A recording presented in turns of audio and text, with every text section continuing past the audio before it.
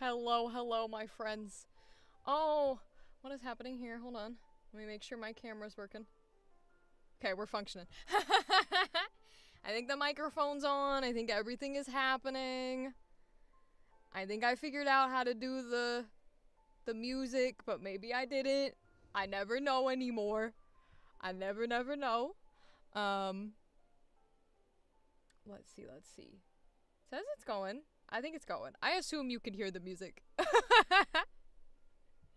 It's one of those things where it's like, you know, I tried to set it on, but I tried to put it really quiet so that it wasn't like bothering people, because I know that I talk and I don't want it to be like, oh no, the music is too loud compared to her voice. I think it looks to be okay. It's just barely lighting up for me, so hopefully it's fine. We are doing a thing where it's, what's the word I'm looking for? It's like an event that you can set up through the Restream program so that it sort of goes to everything. So I'm hoping that chat still shows up for me. I separated it as like a separate doc in OBS. So hopefully it'll work and all the little chat messages will come up. But it might not, so we'll see how it goes. Because I think I did the thing right. Mic is a little low? Okay. Hey, at least I'm getting chat. Okay, let's see.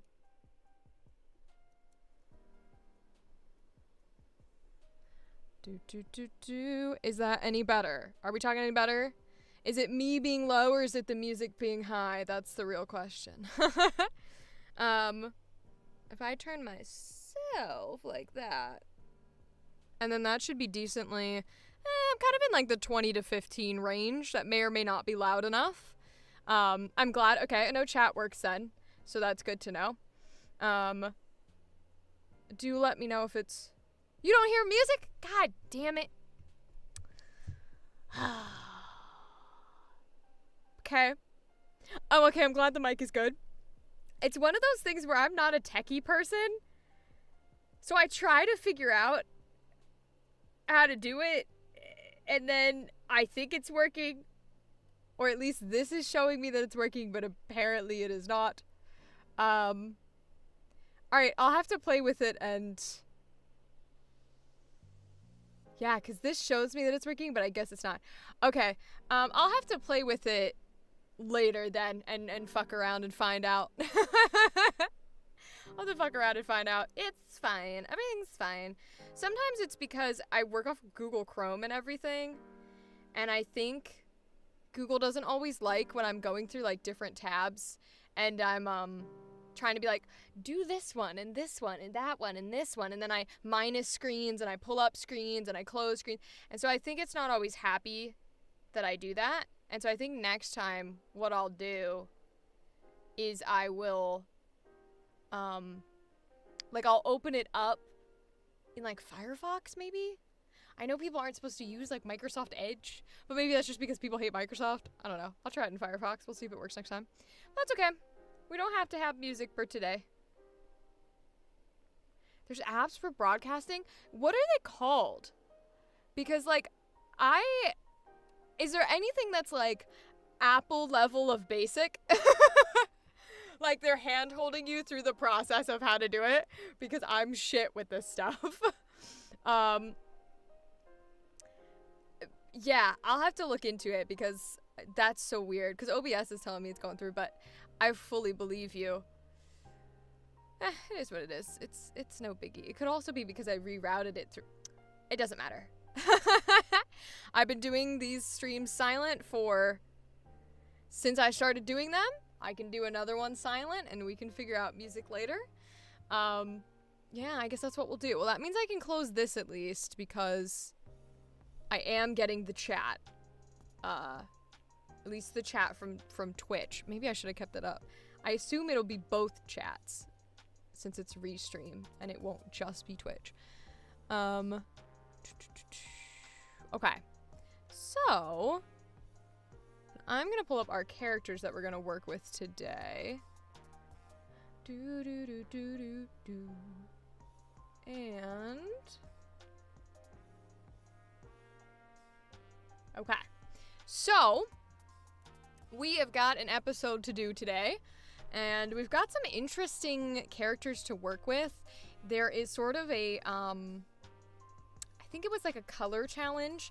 So this artist was creating different characters based on different like colors in the color wheel. So I don't think it was like a rainbow. I think it was supposed to be more of either a circle or a palette or the wheel itself, which might be why there's kind of like a blue and like a purpley and then also like an indigo. Although indigo tends to be very rainbow coded, so I don't know. But let me pull these up so y'all can see them too. At least I've got little buttons for this. So I should put you here. And then if I do this, yay! Alright, so we got actually a couple of characters that we're working with today. Because what I did was when I spoke to this artist, they had some pieces on here and I wanted to work with something. I always like to work with something that I feel is inspiring or I feel I can properly represent. And so I saw this sort of color wheel challenge thing that she was doing, and I chose the characters from it that I think will be fun to portray and I think will be able to represent maybe with different voices and different emotions since we do our emotions in this series. But I did get the pictures for everybody's, at least at the time that I had grabbed this, all of the color drawings I got. We're not gonna voice them all today. We're gonna do about 3 of them. But I did grab all the ones that I had seen in there, and I think it's all of them, although there could always be more. You never know. So, let's give our little YouTube intro. Hello, YouTube! Welcome again to another episode of Voicing Artists' Original Characters. Today, we are working with a couple of characters, all from sort of the same universe, but definitely from the same artist. Our artist today, their name is Daniela Ulig, pronoun she, her. And the characters that we're going to be working with are from what's called a color wheel challenge. So we are going to be voicing the color red, the color blue, and the color yellow. We're going to play with all 3 of them and incorporate them into our different emotions for this episode.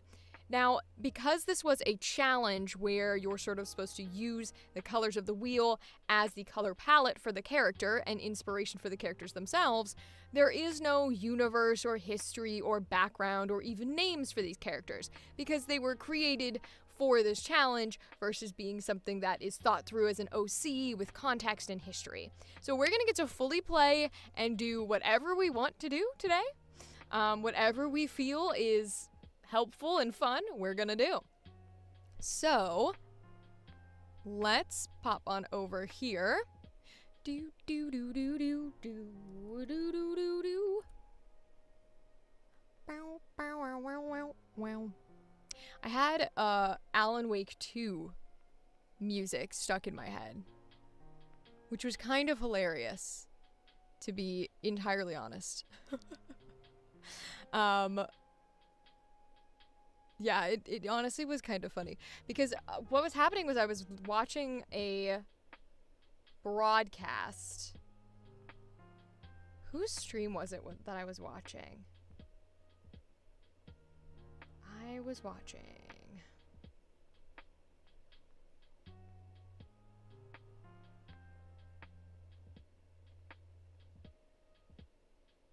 Doug.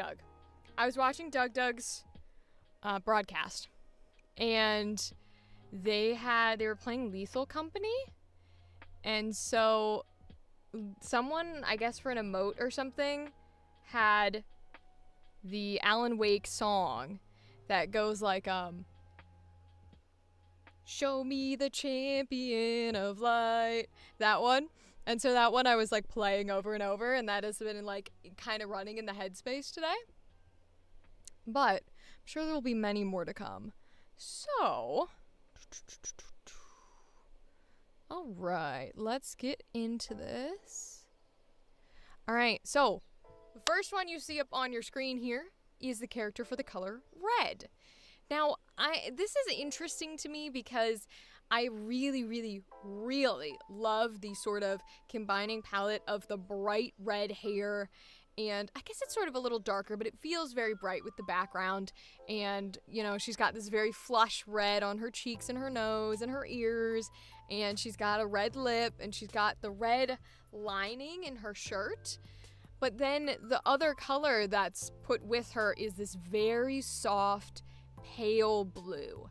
So it's direct in her eyes, and her eyes are very wide, so you can see the color right away. And it's more prominent on her shirt than the actual red that's part of the color palette. So I think this is a very good balance of colors in general. And I like to talk about colors a lot when it comes to working with characters, and especially doing this series with voices.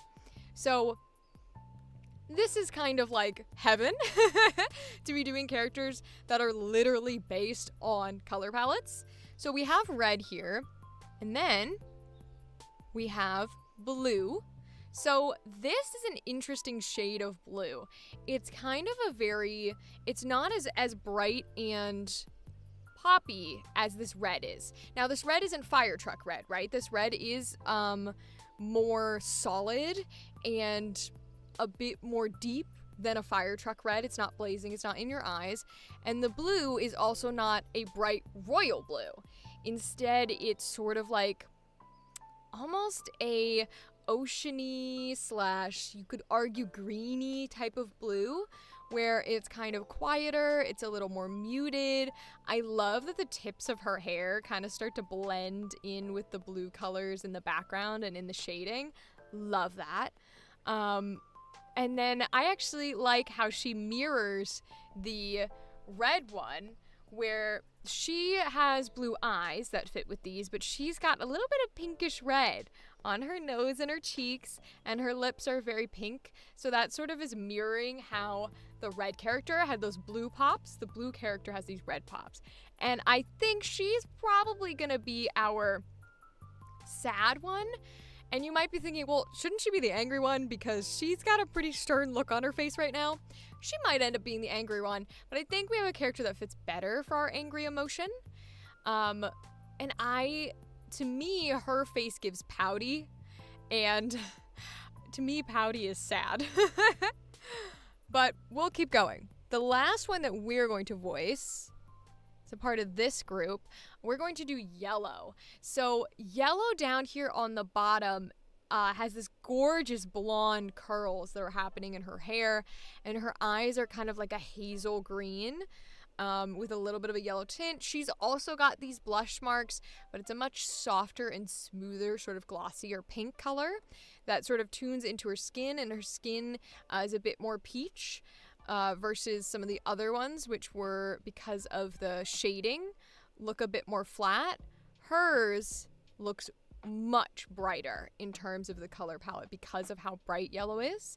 And I actually really love this like lime green sweater that she's got for her shirt here that's going on. Now you'll see the other colors as well. We have orange here. Orange is very interesting because the hair almost kind of mimics red, but it's more of a natural sort of orange color. The eyes are also this dark, almost red as well. And then if we put these two on, you will see that purple up here in the corner is our only sort of more male presenting character. And he's got this beautiful mix of like gray and purple and black, and just it kind of gives very, very grayish purple. It's like not quite Professor Plum, right? Because Plum is a deep, dark, rich purple. This is like fadey and charcoaly and that kind of territory, and I love how that mixes in with his hair. Now his eyes are brown because it's more of a natural look, but it's almost like with the shading too, you can almost kind of feel this purple gray into his jacket and stuff. And then if we go down here to what I believe is like an indigo-ish color, you can see that it sits beautiful with her skin for one, but it kind of parallels in her lips because her lips are almost have this like little purple tint here. And so that color is coming through in here. It's of course on her shirt down here. And then it's almost a little bit in her hair as well, where there's just a light little purple tint coming on the highlights of these edges here. And I think she's got a little eyeshadow that matches that as well. And I love how this stands out. So these are all beautiful characters in this color wheel. We are going to work this with the 3 that I mentioned earlier. And so if we take yellow, we take blue, we take red, and we want to maybe assign them to the specific emotions that we have. Because in this series, we work with 3 specific emotions. We work with happy, angry, and sad. Now, we twist and contort and meld together and merge these emotions to mean more than just that. And sometimes they blend and sometimes they melt and all sorts of things. So we can absolutely do that. And we don't have to separate it into 3 simply because we have 3 characters to work with. We can bring them into whatever we want. We can merge them together, however it goes. We could even use the same voice for all 3, but I do think I'm going to change it up for each one of the characters just to make it more distinct for my folks who are watching this video and for anyone who is maybe listening instead of seeing visuals. So, if we look at red here, I don't think there's any doubt in my mind that the red character has to be our happy. And I know that looking at her face, I don't know that to most people, even to myself, that I would necessarily classify that as a happy expression. What I will say is she has an expression that I think is a little bit of an enigma. I think it's hard to place. She's got lovely wide eyes. She has not quite a smile, not quite a grimace, but a very tight mouth. And her eyebrows are very high. So it's almost a look of like, what? Or excuse me? And I think you can put any sort of emotions, whether negative or positive, inside of that look. But I just love this energy in a way that it's almost like a weird neutral state of it could be anything, that I kind of want to mold it into happy.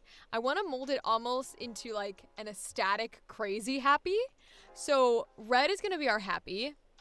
And if we go to blue, this, I think, is going to become our pouty, grumpy, sad, because that's just how this facial structure gives me, where her eyebrows are kind of curling in, her eyes are like looking up to the side as if she's like, what do you can't speak here. You don't get a choice. You don't get a voice. Shut up, you know? And her mouth has a little bit of like a scrunchy, upset grumble to it, where it's like, type of energy, and her nose is a little scrunched. So I think she's going to end up being in our pouty, sort of sad character. I think she's going to be in our pouty/sad category. She might go into angry though. We'll see. And then of course, yellow. So yellow, I think, will be our angry character. And I say this because to me, this is a pissed off expression. And I know maybe everyone doesn't agree with me, but her eyebrows are in this position of like, you said what? I'm sorry, bitch, what? Like, that is what the energy gives me. And her eyes are not, like, wide. They're not open like the first girl. They're not looking off to the side like the second girl. They are kind of almost like squinting in to where it's, like, pinpointing, and they're narrowing to, like, the target of whoever just said that, as if she just whipped her head of curls around, like, what did you just say? And that's the energy I get here. And she's got not quite an angry face with the lips, but her lips do seem a little bit like resting bitch face, where maybe she's not meaning to put on this like very flat monotone like expression, but she is, so it comes across a little bitchy. So I think I kind of want to have her be anger.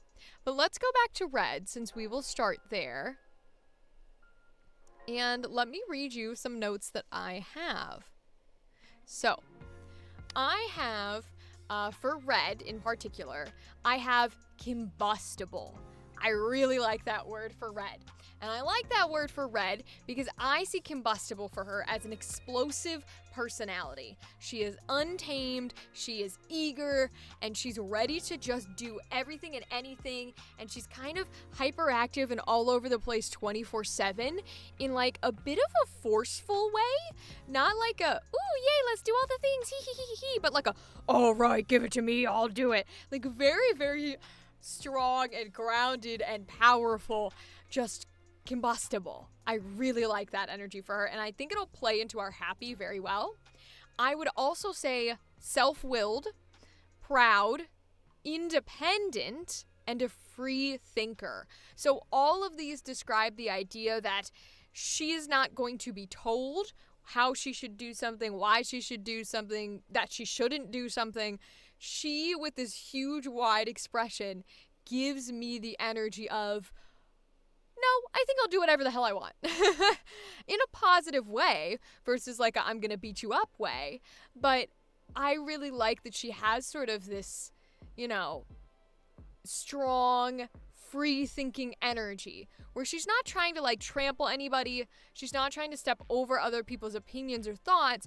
It's just that she knows what she wants to do and she's going to do it. That's the end of the conversation. So she's not angry, she's not mean, despite how we associate red oftentimes with anger or with blood or with violence. I don't want to do that here. I want to pull away from that stereotype and just use red to mean passion. And in this case, we're going to push that passion from the color red into something positive and ecstatic and happy. So vibrant and powerful in a good way. That is going to be our red. So let's switch over to blue here.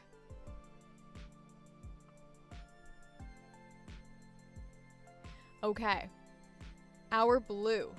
So here's what I have for blue. I have spiky, first and foremost, because look at the ends of her hair going fing, fing, fing, fing, fing, fing. They're little, sharp little blades, like sharp little blades of grass that are coming out every which way and are about to poke you in the eyeball. And I think we need to translate that into her personality. I really, really do. Because I think there's something to be said for those characters who are naturally like a porcupine and they're very prickly and like you want to make sure that you're not poking the wrong place or you're going to get a spine into your hand. And the way that they talk and the way that they interact with different emotions will be really good for us to play with. So I also have whiny. And I have that she may be a little bit of a brat, little arrogant and uptight, versus Red, who was a spontaneous nature of being. She was very all over the place. She was very confident and excitable. I think Blue is a bit more uptight. She's a bit more strict. She's a bit more, why would you think like that? Stop doing that. You look stupid. Right? She's more controlling. And I like to think she's a little whiny and she's a little bratty about it because this pouty attitude comes with the idea of like, stop, and that kind of noise and physicality when you're talking about a person who is a bit pouty, a bit gloomy, a bit arrogant, a bit whiny, etc., etc. And with this facial expression and the way she's looking up at somebody to be like, knock it off, that's what it gives me. I also have assertive and dominating personality, which is interesting because we are going to play more with her being sad here, which may take away a little bit of that dominating personality, but she does come off very assertive to me because in this drawing, she's not just like angry or pouting or whatever. She's specifically looking up towards someone and is upset with them. For someone to have the authority or the mindset that they are going to be upset with somebody else fucking around and doing things that they can't control and they have no right to control, you tend to be a little bit controlling. You tend to be a little bit assertive. And you tend to want things your way. And so I think that comes across in the way that she is looking in this drawing.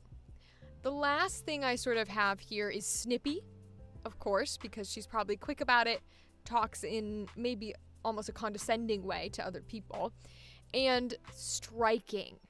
And when I say striking, I don't necessarily mean in her appearance. Now, she looks fine. It's a gorgeously drawn character. All of the characters are. But I don't mean in the way that she looks. I don't even necessarily mean in the energy that she brings. Although, I could see it being present there depending on how we voice her. What I mean for striking is that she hits you very hard in the inflection and the tone of her voice.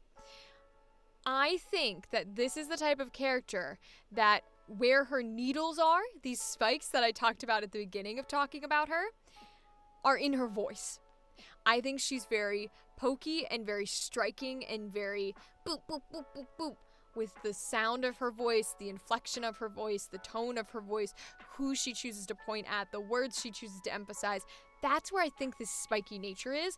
That's where I think she's striking people. So we're going to try and focus that into our sad and into our sort of angry sadness that she's going to become, and use that when we record that line. So let's switch to yellow.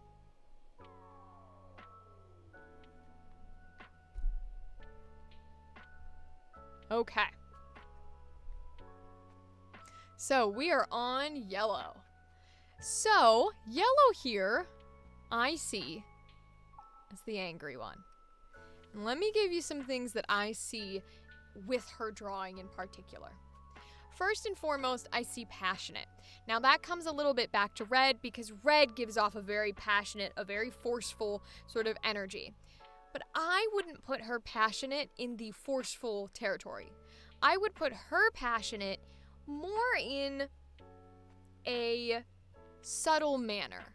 I think her passionate is a bit more like perfectionism.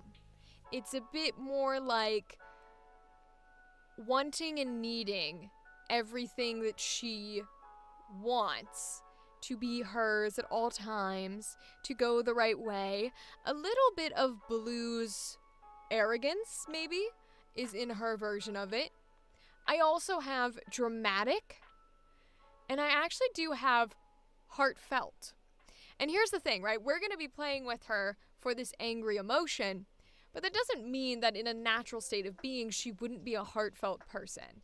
Doesn't mean that, blue is always arrogant or red is always combustible. It just means that that's kind of the way we're playing with them today. So I think in a normal scenario where she's not a little pissy, that she would be very heartfelt. And even when she's pissy, I think she's still heartfelt, because you can come from a place of pure emotion, of pure heart, when you're angry, when you're sad, when you're happy, etc., etc. Heartfelt doesn't just apply in positive scenarios. So I still think it's appropriate here. And I also think she's animated in her voice, in her personality, in her face itself. Her face gives me the most cartoon vibes because of how sort of like peppy it is. And in peppy, I don't mean happy, I just mean maybe perky is a better word.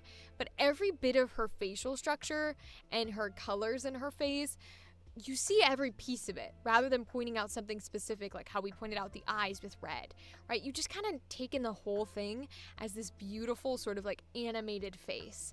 And I think we can put that into her personality as well. It'll go a little bit with dramatic and how she's probably a little over the top, a little bit more energy and effort and things into concepts and to when things go wrong than she needs to be. We can put that into her voice and into our lines. I would also say she might be a little snappy versus Blue's snippy. So, for example, Blue being snippy is a bit more like the striking that we were talking about, where it's like bing, bing, bing, bing, bing, with her lines, with her words, with her daggers that are in her eyes when she stares at people. Yellow's snappiness is a bit more like biting at something. So it's a bit more like if someone says something to you, then you snap right back, right? Versus doing the poking and the prodding and the thingies, you're sort of like badang, almost like a little rubber band or a boomerang. They're different words in my head. They have different meanings and different connotations with the characters. We'll see if we can embody it a little bit. And then the last things I have for yellow are bold and plucky. Plucky, I was saying about her face, plucky, perky, it's all in there. I think it's in the rest of her as well. I think her whole body is animated. And I also think she's bold. I think she's bold in the way that she doesn't take no for an answer, and she is not afraid to stand up and be like, sit back down. I don't care. Like, I run this place. Go away. Sort of almost Regina style of like Mean Girls. I could see that. Okay, so this is what we sing for red, blue, and yellow. So let us put red back on the screen and we will do some happy emotions. Okay, so let's get some water.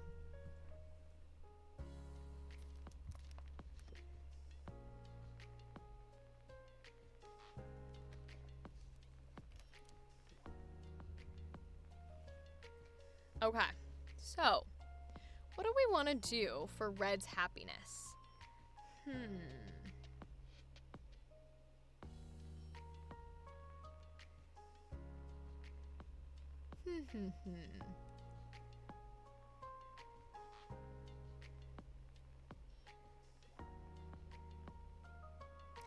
I think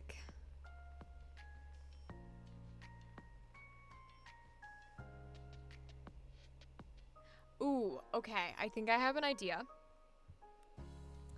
For voice here, I think I want to go a little bit of maybe like tomboyish, where it's a little low, it's a little scratchy, it's a little loud. We'll see if that ends up just being my natural voice or if we put on a voice. But I think I have an idea for a scenario, so let's give it a shot.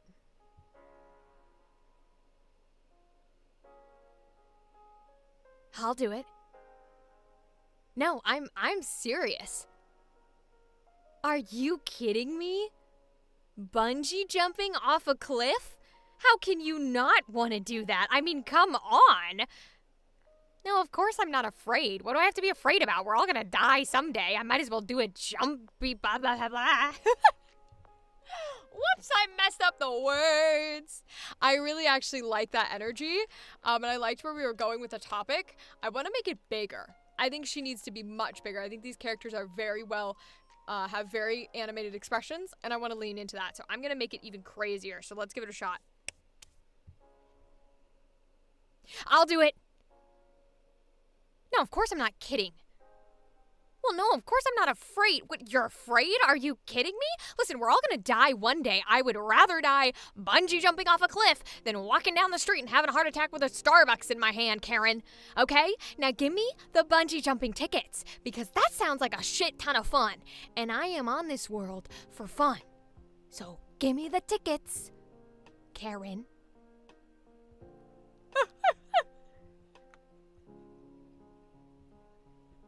Wait, I love that. Oh my god. I love her energy. It's so like bam, bam, bam, bam, bam, bam. And it doesn't slow down at any point in time. Oh my god. That's excellent. I love that for her. I actually really like that for her. I want to do a quick thing of like her jumping off the cliff when she's bungee jumping and giving like a wahoo because she feels like a wahoo. So let's give that a second. Here we go. I'm gonna step back a little so hopefully we don't peek. Hell yeah, I'm ready to go. Woo, here we go. 3, 2, 1. Woo! Let's go! Woo!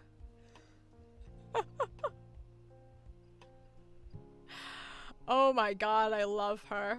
She's everything I aspire to be. Is just consistently ready to do everything and anything. Oh my goodness. Like, I can picture her giving this monologue of being like, what's on my bucket list? Easy. I want to swim with sharks. I want to jump off a cliff. I want to dive out of an airplane. Don't you have things like that on your bungee list? On your bungee list? What? Don't you have things like that on your bucket list? What's your bucket list? I bet it's all boring things. Oh my goodness, I love this. I just want to voice her now. That's it. She needs to be in a show. I need to voice her. That's the end of this conversation. Oh my goodness. Well, I like those for red. I think we'll keep those in. I like those a lot. So let's go on to blue.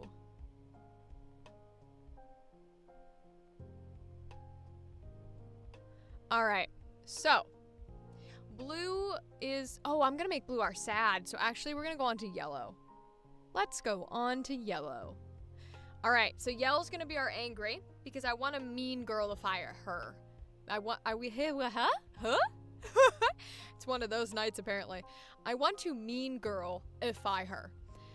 So I think I'm gonna bring her pitch up. I'm gonna make her a little bit snotty. I'm gonna get that passion in there though, like she's on the drama team. She's in the plays, getting the leading roles. You know what?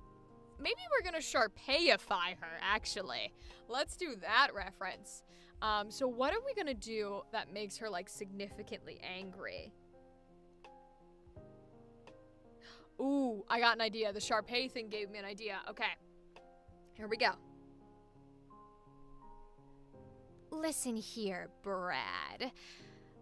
I don't give a single fuck who you think you are. This is my domain.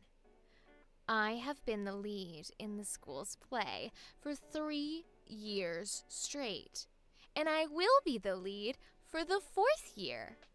And I don't appreciate you coming in here and acting like you're some big deal. Nobody knows who you are, and nobody ever will, as long as I have something to say about it.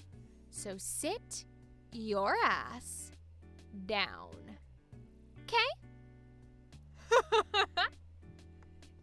Oh, these are fun ones today. I love and played with these. These are fun. She's got, Mean Girl characters are so much fun because of the attitude that comes with doing these lines. And you also have to put a lot of passion into a mean girl.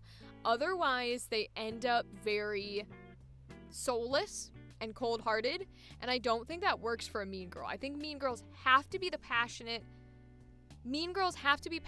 about whatever they think is right or just or they're fighting for.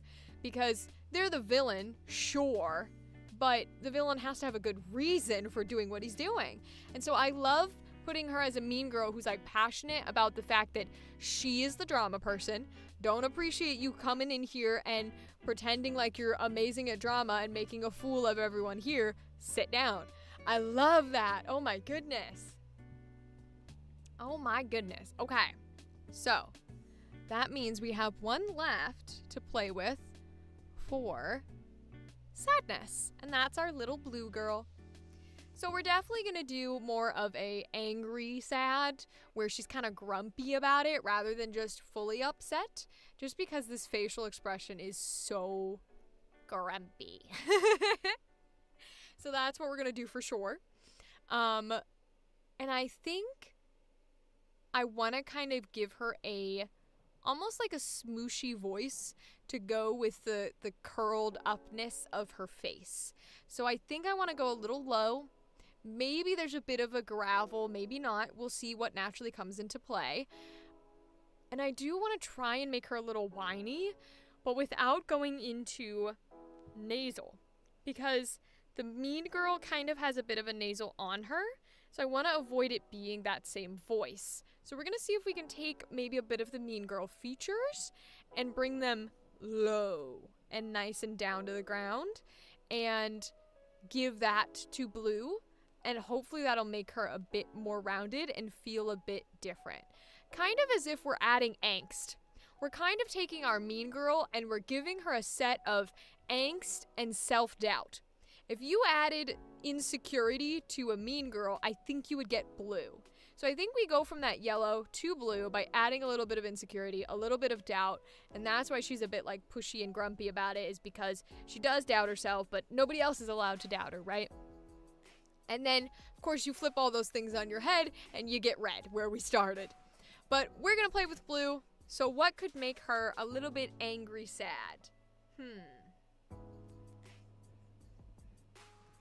I have an idea.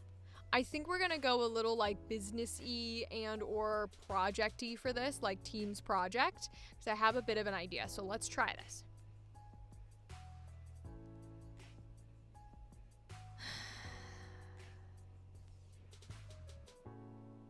I'm fine. No, of course I'm not fine, okay?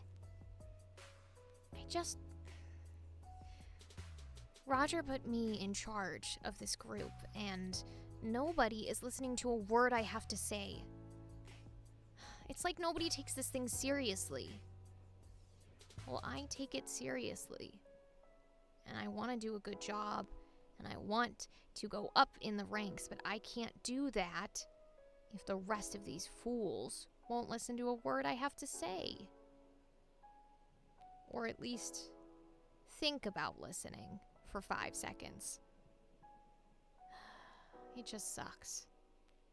I'm never gonna get ahead now. Interesting. I think I might have repeated words there. That's how the brain goes sometimes. I also want to make this a little bit more succinct. So I want to try this again. I think we need to delineate whether or not this is business and she's an adult, or this is like school project like we did with Mean Girl. I think we go business here, because I think it'll give us a little bit more clarity into how she actually feels and why she's actually upset. I know she looks young with the face that she has, but I'm going to go adult here. So let's try this again. Ugh. I'm fine. It's just... He put me in charge of all of you, of this project, and I want to do a good job, and it just feels like I'm doomed. No one will listen to a word I have to say, and it's frustrating and devastating. I am never gonna be able to get that promotion like this. I might as well just give up on it. Nobody seems to care. Nobody but me. Whatever.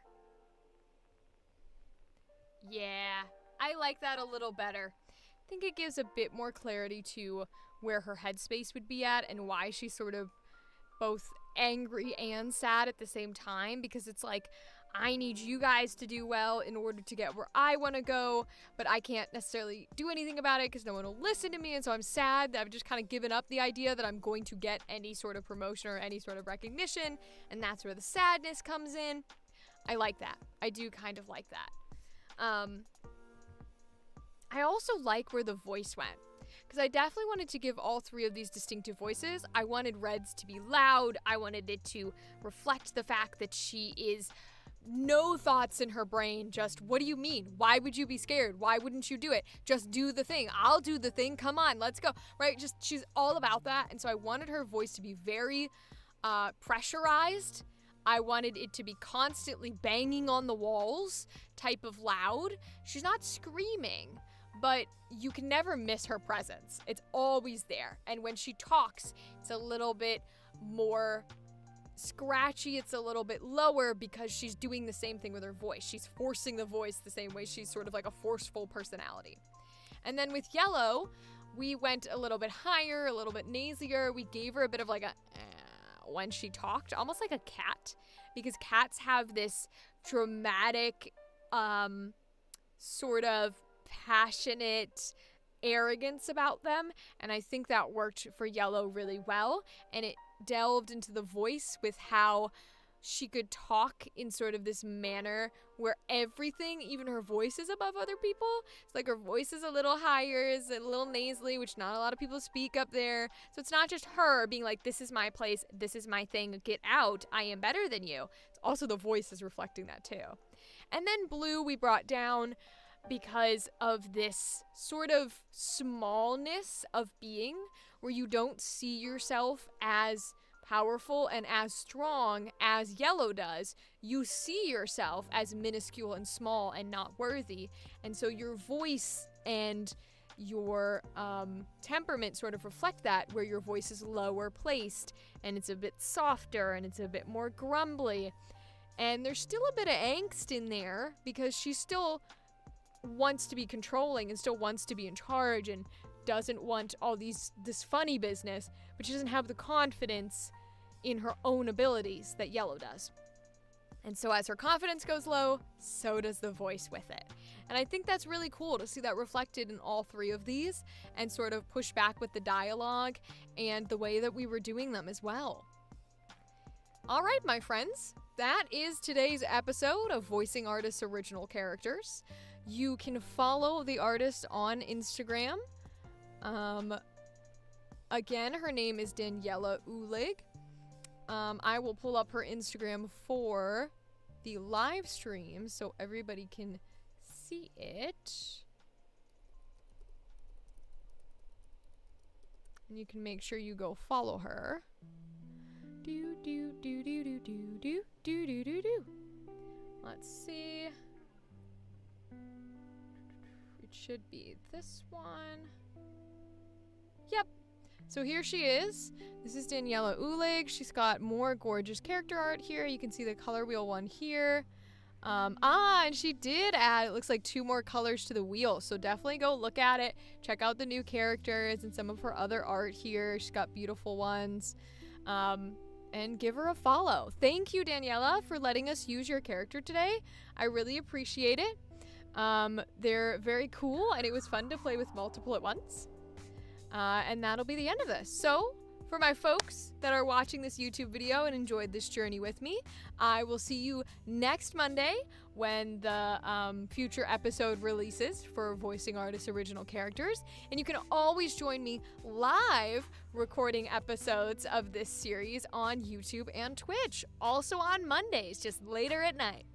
All right, goodbye! Okay, my live stream friends. We are going to transition over to what you see in front of you, which is some voice acting auditions. Do do do do do do. Gonna do some voice acting auditions. Wow wow wow wow wow. Wow. Wow, wow, wow, wow, wow, wow. Okay. Let's see here. Inspector Gadget. Do do do do do do do. Do do do do do. Inspector Gadget. Do do do do do do do. All right. Okay. So we've got the strata here for casting call. Get some water.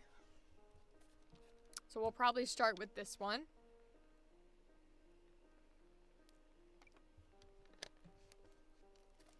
Then we'll see how many we can get through today. I'm gonna eat some munchies. We've got some goldfish munchies.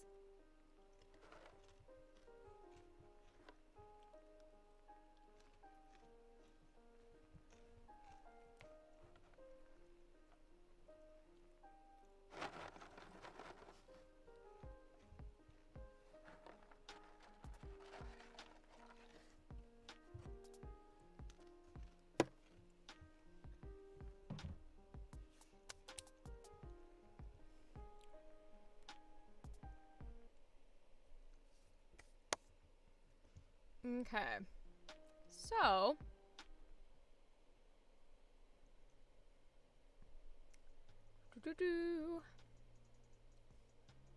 all right, one more thing of water.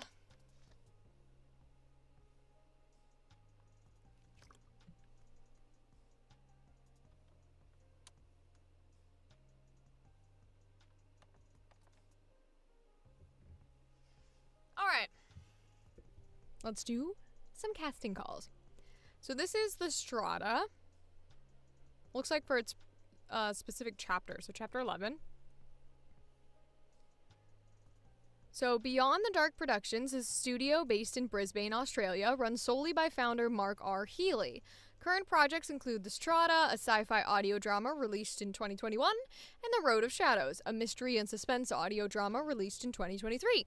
Both productions have reached #1 in over 60 countries in their category on Apple Podcasts and received critical acclaim for the compelling narratives and high production values. Alright, so let's see what we got. Gritty sci-fi cyberpunk series, serious grounded performances. We got a nice payment structure. Setting. In a sprawling future metropolis called the Strata, society has continued to segregate between the classes. The wealthy live in Highgate City, a place full of dazzling skyscrapers and creature comforts. Organic body augmentations that allow citizens to extend their life for hundreds of years have become commonplace. At the other end of the spectrum lies Dockerton, a slum area filled with crime, drugs, and poverty. Disease is rampant and basic facilities are almost non-existent. There are many checkpoints maintained by police that help to keep the city segregated, and most citizens don't bother straying from their own neighborhood. All right, let's see. How to submit. Or apply for another one. Record the lines below and save them as a MP3. Okay, so we're doing MP3 files. Let me get the email going. All right. Then I will go to my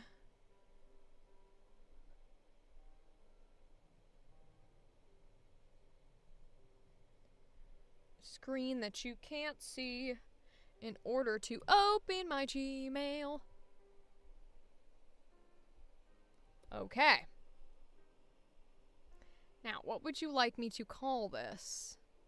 Subject line, Strata Season 11 Audition. Alright, I'm going to copy that. I'm going to go over here and pop it into my subject. Okay. Excellent. What's next? So we have to remember MP3 and then the character, and I'm guessing that by actor it means my name. So that's what I'll put in. Yup, willingness to take, 18 years old, cool. So this one's a guy. This is a lady, okay. Olga. Any age, female. Olga is a longtime inhabitant of the Deadlands, a bleak and unforgiving wasteland outside the Strata. She's a resident of Plainview, a small underground enclave. She is tough, loyal, caring, and a good leader. She's fiercely protective of her community and works tirelessly to provide for those under her care. Olga and the others at Plainview enjoy a great sense of camaraderie, and after a hard day's work, they can usually be found sharing stories each night around the central campfire. However, as the one in charge of resources, Olga knows something the others don't. The outlook for Plainview is dim. Food and water supplies are running low. Hence, she is very protective of what little resources they have, and she is wary of strangers. She knows that even a single lapse in protocol could be disastrous for her people. Okay, so tough, loyal, caring, but she's aware that if shit goes bad, they're in trouble. Okay. So, let's do these lines. Here we go, friends.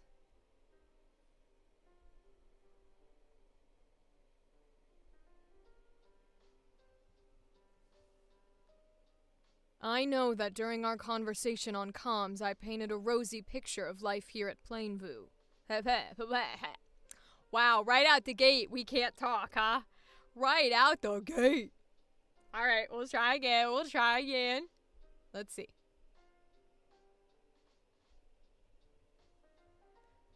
I know that during our conversation on comms, I painted a rosy picture of life here at Plainview. But that was because I had people listening over my shoulder. I didn't want to alarm them. But the truth is, I don't know how long we can hold on here. Every season, our crops struggle. The yield gets lower year on year. Basic supplies are dwindling, and there are fewer traders passing through nowadays. Unless you want to eat a frag grenade, I'd step out of there with your hands up. Go on, be quick about it.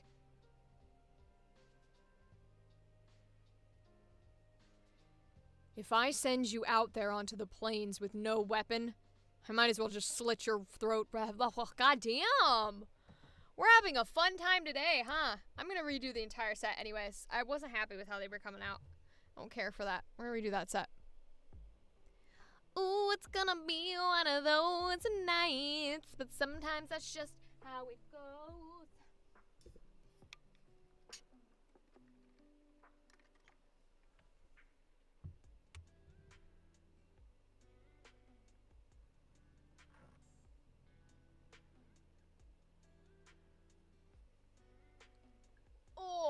Okay. Let's get down to it. So, I think we want to do a lower voice here. So if we go into like a soldiery commander voice, I think that'll be the best for this character because she's like in charge of the whole colony. So let's try doing that when we do the audition. And let's hope we can actually get through it. Oh, did they say whether or not we were doing ABCs?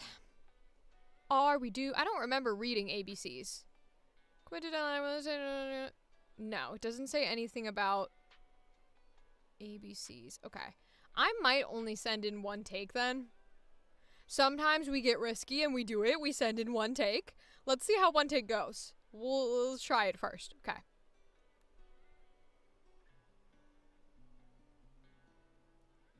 I know that during our conversation on comms, I painted a rosy picture of life here at Plainview.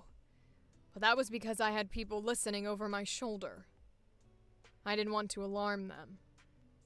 But the truth is, I don't know how long we can hold on here. Every season, our crops struggle. The yield gets lower year on year. Basic supplies are dwindling and there are fewer traders passing through nowadays. Unless you want to eat a frag grenade, I'd step out of there with your hands up. Go on. Be quick about it. If I send you out there onto the plains with no weapon, I might as well just slit your throat right here and be done with it. Save us all some time. You won't survive without it. There. Keep it close, friend. And stop wasting bullets. You're going to need every last round if you ever intend to see the Whitecaps crashing against the shore down there in Blackwater.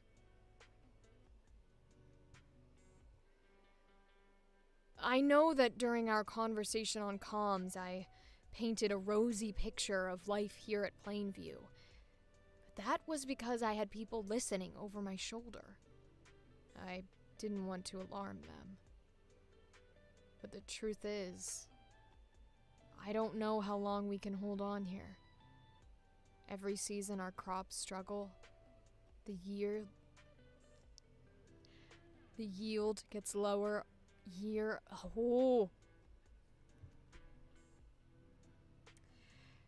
The yield gets lower year on year. Basic supplies are dwindling, and there are fewer traders passing through nowadays. Unless you want to eat a frag grenade, I'd step out of there with your hands up. Go on, be quick about it.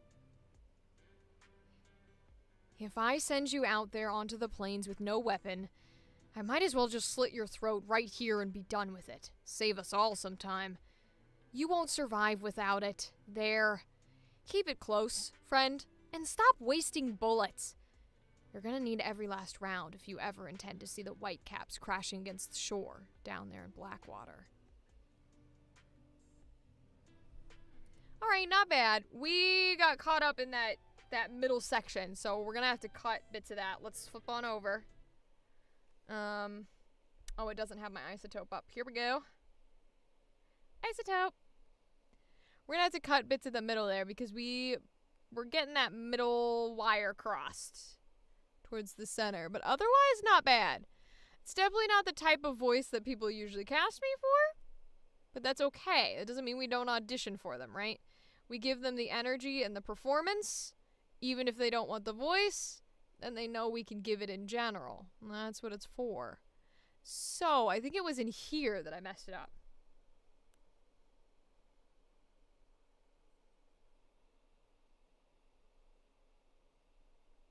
Okay, so that's the correct one. So somewhere in here must have been the mess up.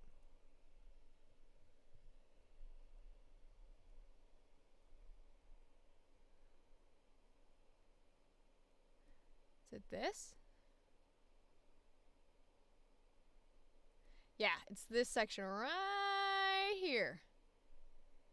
Okay, so that should be good. Let's cut these a little closer. Not that close. Okay. It does not like how tiny these are. A little closer. Okay.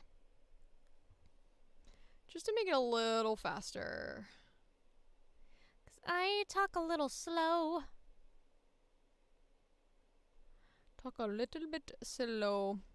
It's just in my nature, I'm afraid. It's funny because I actually don't talk slow at all. When I record, I tend to record in chunks. That way people have an easier time fucking around with it. Okay, so that was the only time we really messed up a line, so we should be good there. We'll run to noise here. Excellent. And then we'll normalize up to 4. Yeah, I thought we might have been a little quiet with that voice. Okay. So, they want an MP3. I remember that. We want to go into the right folder. We got to create a new folder. This is the Strata. Oh, it's loading. There it goes. The Strata. Okay. And they want character and then actor. So I'm going to put Olga and then my name. Because I assume they don't want the word actor. They want my actual name. And it's usually how it goes. So we'll save. Oh, you know what I didn't do? I wonder if it'll let me do it on here. I didn't change the stream name now that we're on to casting calls. Let's see if it'll let me do that. I don't know if it will or not.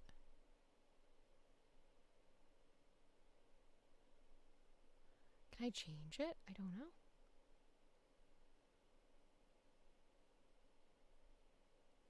Ooh, I think I can. All right, so we are now into audition time. So what we're going to do is let's put we'll leave it. I can't think of anything clever off the top of my head. It'll be fine. Okay. So we titled it correctly. Let's see if there's another character that we want to audition for. But first, we gotta delete this fucker. Delete, delete, delete, delete. And I'll take you guys back. Go back to my original here.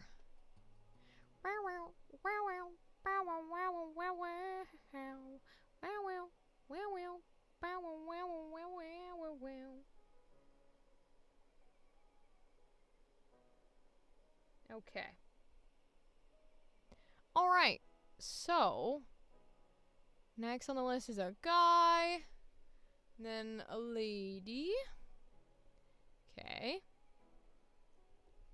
Idana is a traveler. Idana is a traveler from a far distant region called the Western Reaches. She is tough, loyal, and never backs down from a fight. She's endured many hardships and bears both physical and emotional scars from a life of toil and suffering. These experiences have molded her into an uncompromising denizen of the wasteland. Okay, so this is also another tough character. She's maybe a bit more ruthless, would be my guess. Let's see. In her youth, Idana enjoyed a happy and uncomplicated life. She married young. Damn, it's really gonna be one of those days.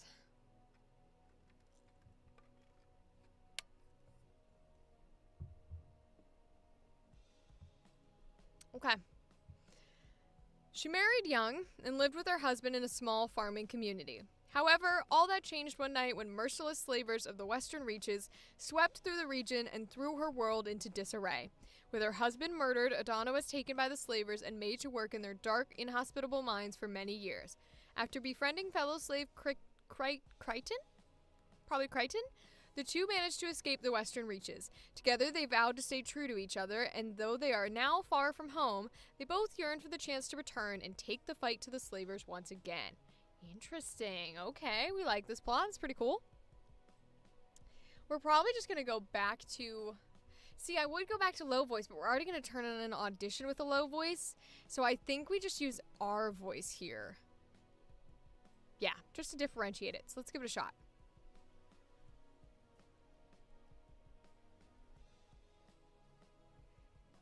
It's no wonder this clan is unraveling, with you as its leader.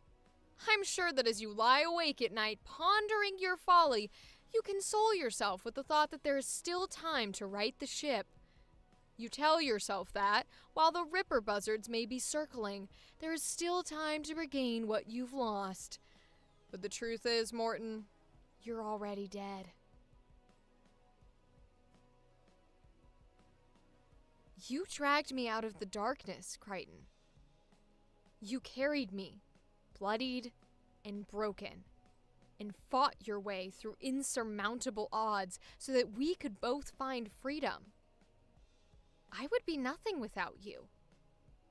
For that reason, and so many others, you know I can never leave.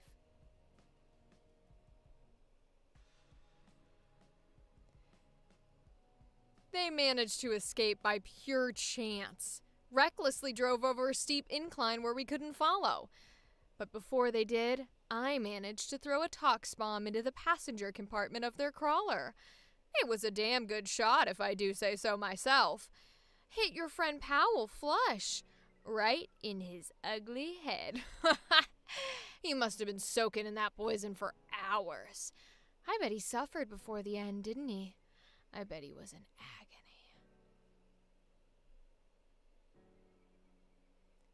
It's no wonder this clan is unraveling with you as its leader. I'm sure that as you lie awake at night pondering your folly, you console yourself with the thought that there's still time to right the ship. You tell yourself that while the Ripper buzzards may be circling, there is still time to regain what you've lost. But the truth is, Morton, you're already dead. You dragged me out of the darkness, Crichton. You carried me, bloodied and broken, and fought your way through insurmountable odds so that we could both find freedom. I would be nothing without you. For that reason, and so many others, you know I can never leave. They managed to escape by pure chance. Recklessly drove over a steep incline where we couldn't follow. But before they did, I managed to throw a tox bomb into the passenger compartment of their crawler. It was a damn good shot, if I do say so myself. Hit your friend Powell flush, right in his ugly head. Oh, he must have been soaking in that poison for hours. I bet he suffered before the end, didn't he? I bet he was in agony. Ooh, that was a good agony. I liked that ending one there. That was a good agony. Alright, so let's pop on over. Now we get to cut it. We do have to cut this bit at the end because I think I caught me saying that was a good agony on the file. Let me make sure that's not what this says. Yeah, okay, we're okay. Oh, that's funny. Okay, so we want to cut these to make them a little closer so that we're not taking years to say a paragraph, because that is no fun to listen to. Little bit. They don't gotta be precise. They just gotta be smooth. Oop, that's a little close. Let's do right there, I think. Oh, that should work. So we'll voice denoise. Okay. Wah, wah, wah, wah, wah, wah. Baby, I know. It's the deepest. Then we normalize. Yeah, we don't go up too much because we got some loud pops in there. Alright. Export. Oop, nope. MP3, MP3. I keep remembering they want an MP3. This is called Strata. And this is Idana? Yes, okay. So, character Idana. And then my name. Cool. So that's saving. So we'll bring you back over. The first cut is the deepest. Alright. So we can delete this boy.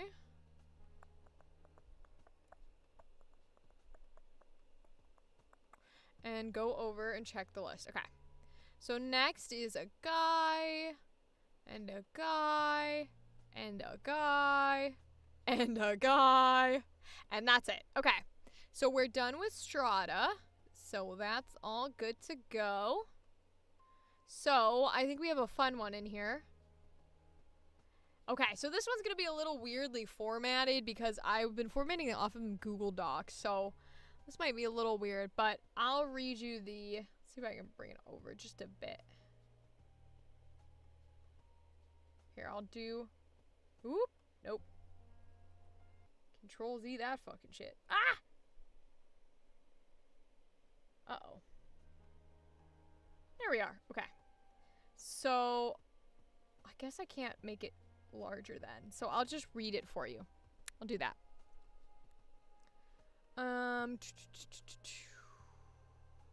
Wave files, auditions to email. Oh, you know what we didn't do? We didn't send the email yet. All right, hold on.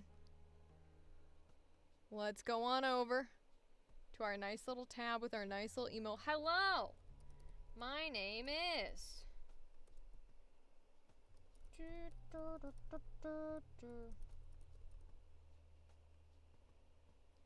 Submitting the Strata Chapter 11. Attached them to this email. I have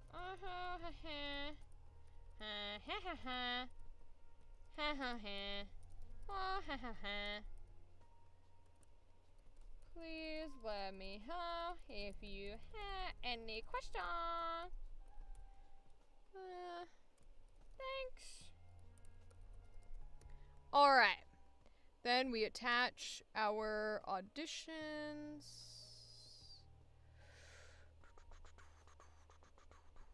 We gotta go find the folder again, but we'll get there. Okay.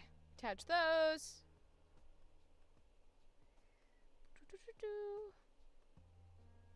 Okay. Now we can move on to our other, whatchamacallit. Alright, and this one's gonna require a new email. Okay. Alright, so let me read this to you. It's an adult comedy.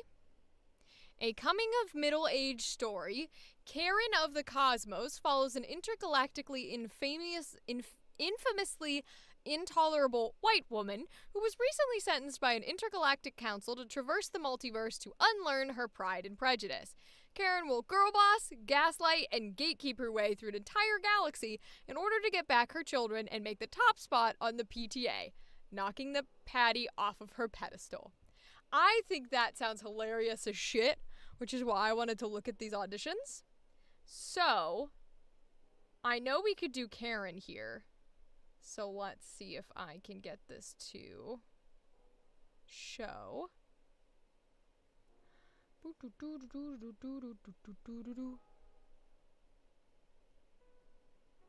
So I think...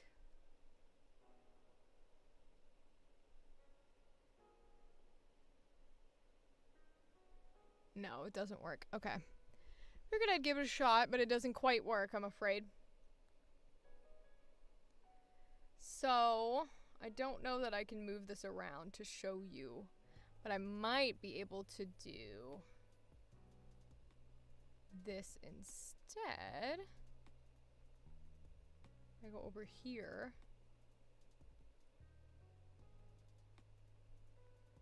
Okay, this is a little better. There we go. Nice. Alright, so we're going to start with Karen. Karen is a middle-aged blonde living in the gated suburbs of sunny Oasis, who cares too much about all of the wrong things. As a very vocal conservative white woman, delusion is her greatest strength. She will girlboss, gaslighting, and gatekeeping her way through the entire galaxy in order to get back on top. So I don't quite sound like a 40-year-old person, but I just think this is so much fun that we're going to audition for it. Because this is a great concept. So self-righteous, self-entitled, self-confident. Let's give it a short line read.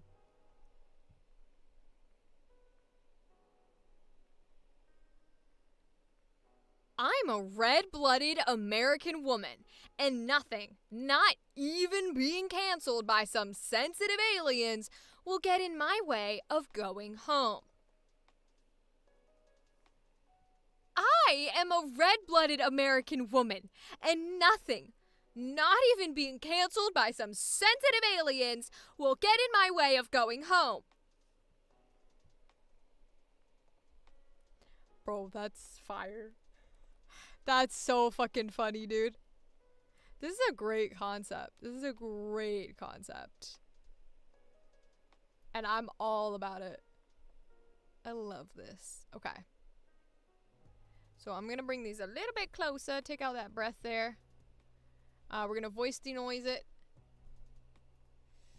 Show me a champion of light. I'll show you a herald of darkness. Show me a champion of light. I'll show you a herald of darkness. That's what's good. I would rather have that than the oh my god. Karen of the Cosmos is what it's called. Karen Cosmos. Okay, so this is Karen. Alright. Up next on the list. Let's see.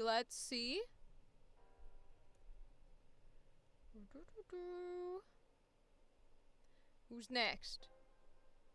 Try Karen. A giant spiritual three-headed floating Karen. It's a god or a deity and conglomerate of voices mashed together.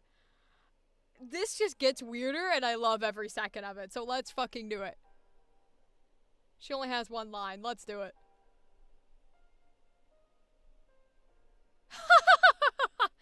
Why do you even try? Why do you even try? This is fun, bro. Oops.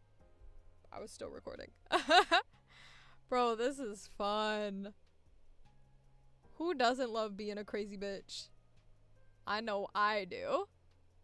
I love being a crazy bitch. Okay. Voice denoise that sucker.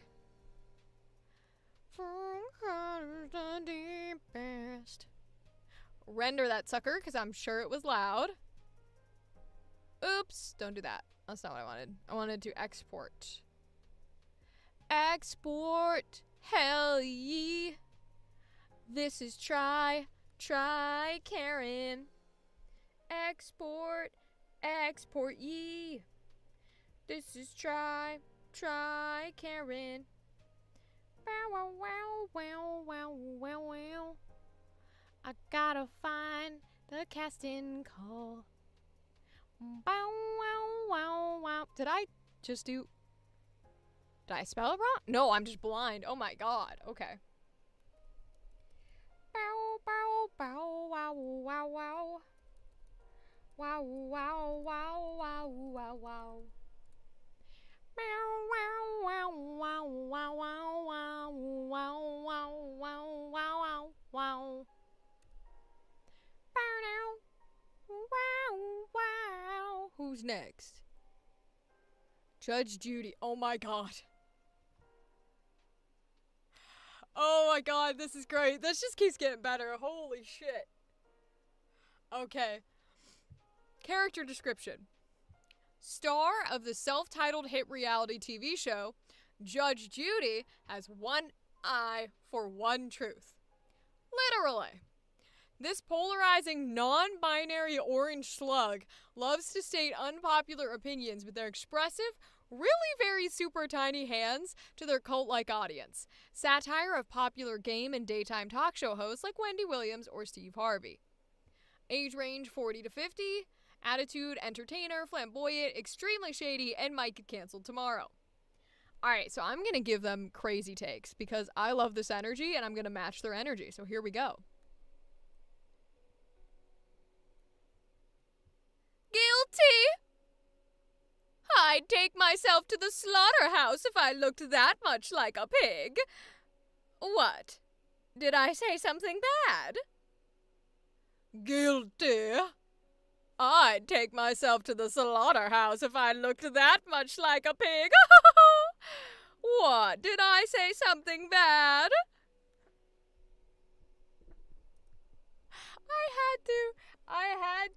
I fucking love the energy that this show is bringing. I had to match it, bro. When someone gives you a vibe in what they're doing, you need to honor that vibe. And you need to come as close to that vibe as possible. Because honestly, genuinely, the closer you get, the more they will actually probably like your audition. But also just have fun, you know? Like it's one of those things where if you like the vibe that's happening, then you can just absolutely rock out. And if you don't like the vibe, you know, go with whatever makes you comfortable, but like consider it because I think it's fun as shit. This is Judge Judy. We gotta go down to Karen. And then Judge Judy. Judge Judy. Why can I not spell my own name? Okay. Delete. First cut is the deepest. Wah, wah, wah, wah. Alright, what's next on our list? Kane the Bounty Hunter. Alright, this is a sir, so we're gonna skip. Toby. This is a sir, so we're gonna skip. Alien news reporter. I think this could be anyone. Alien news reporter, an extremely skinny, blonde bombshell, insect-like alien that speaks in an overly tone-deaf, eerie cadence. Age range 20s to 30s, airheaded and monotone. Okay, I'm gonna put on my reporter voice for this. Might not quite be what they want with like monotone, but we'll see.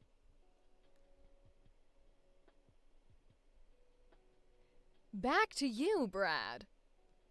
Up next, 12 puppies were tragically murdered yesterday. And back to you, Brad. Up next, 12 puppies were tragically murdered yesterday.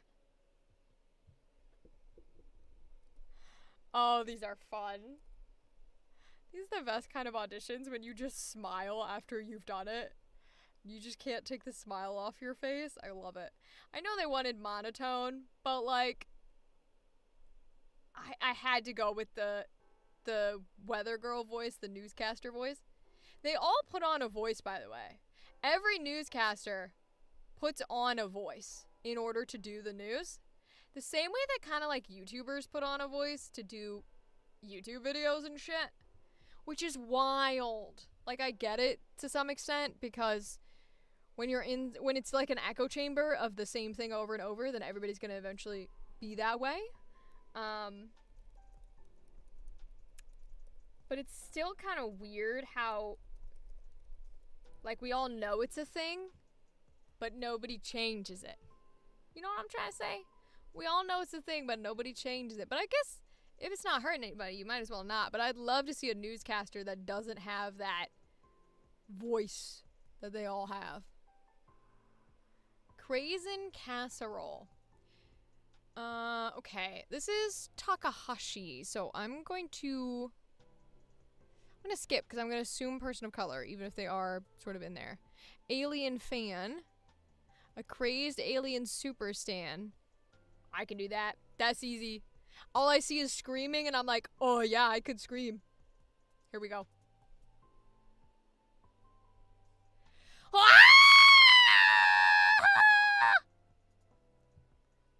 Oh my god, I love you so much! Did I peak with that scream? That's the question. Ooh! I backed up enough. Let's fucking go. Let's fucking go. I backed up enough for that scream. I'm not doing that twice, though. You get one cut of that. Sorry. One cut of that. Ooh, doo, doo, doo, doo, doo. Baby, I know.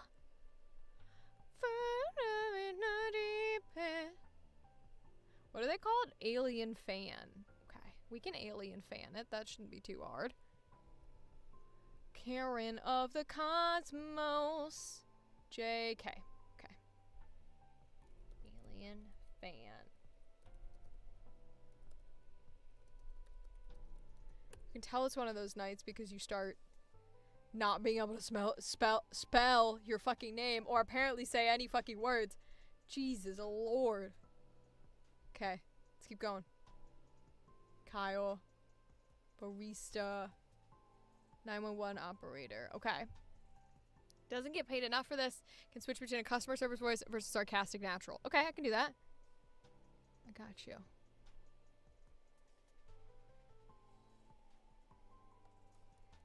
"911, how may I help you?" "Ma'am, didn't I tell you to stop calling this number with that bullshit?" "911, how may I help you?" "Ma'am, didn't I tell you to stop calling this number with that bullshit?" I love this. This is going to be a great little animation because these characters are all over the top and crazy, and I love every second of it. This is great.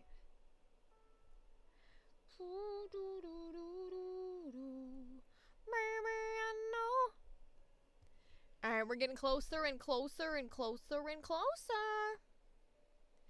First chord is the deepest. Baby, I know.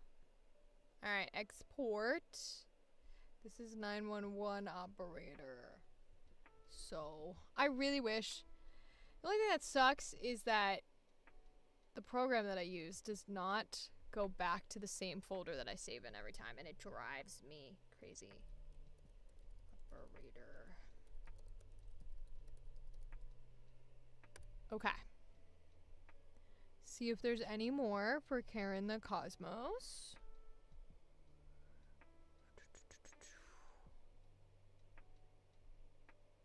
Okay, so that's it for this one. So let me send that email now.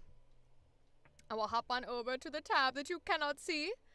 They don't have subject on here, do they? But they want it to be wave files.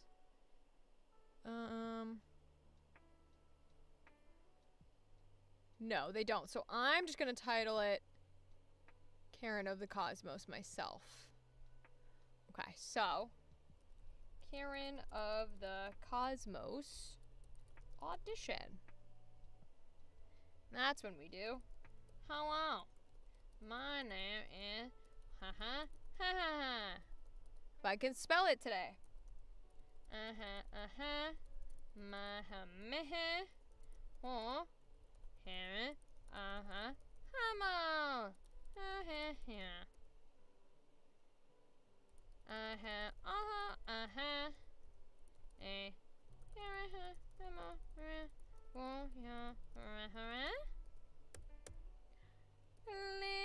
Let me know if you have any questions. Hey.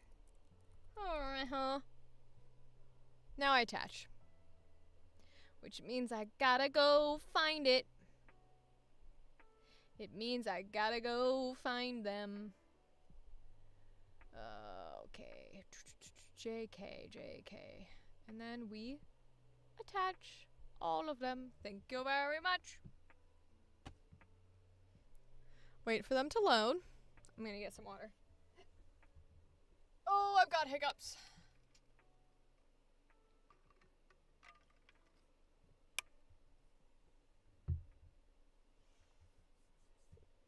Okay, and send. Excellent.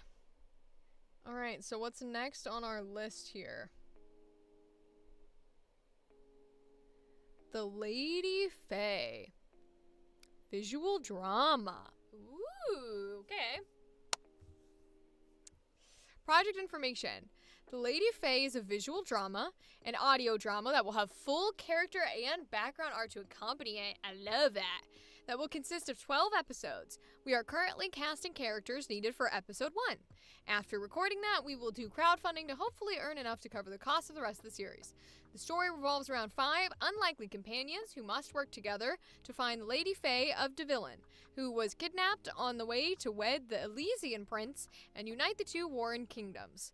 To stop war from breaking out, Lady Faye must be found and returned safely before the I'm guessing it's like Devian or Davalon, maybe? Before the Davalon kingdom learns of her disappearance. But on the journey to rescue Lady Faye, the 5 adventurers end up finding much more than a missing princess.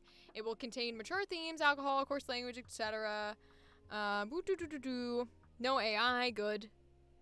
Live recordings, yup. Simulcasts have already been selected. Alright, submission information. 2 takes, we're going ABCs, okay, ABCs. We're gonna do MP3. Email. Here we go. Alright, I'm gonna open up my fancy email document that you cannot see. Haha, hee hee. And then, let's go back over. What do they want it to be titled? Lady Faye Auditions. Sweet and simple. Sweet and simple. Do do do do do do do do do do. Character name, your name. Cool. Tell us about your studio setup. Okay, I always forget about this part, so I'm gonna copy and paste that so it's a reminder. And forever ago. What do? I don't know. Alright, so MP3s. Character, your name. Alright. That is a person of color. Here we go. Kavli. Okay. Supporting character, Kavli is a swamp witch who craves power. Nothing will stand in her way in her pursuit. Not even her more gentle-natured sister, Nally. As a swamp witch, Kavli can control both earth and water, which is a rare ability. Since we were asked a couple times, no specific voice print, we're looking for, okay. She's an immortal witch who is hundreds of years old, but looks like she's in her 30s. She can sound younger or older, higher or lower. It's all up to your interpretation. Okay. Confidence and general attitude. All right. Then I think we do 1 round in my natural voice, and I would go maybe a little lower since she's sort of the angry one, so we'll try that. Or maybe 1 low and 1 high. Let's do a low and a high, I think. Give it a shot. What are you thinking, Nally? You're going to help this human?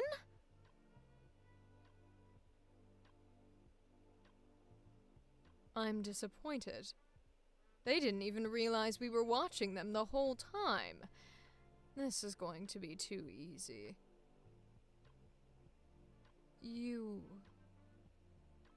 You're really going to leave? After everything?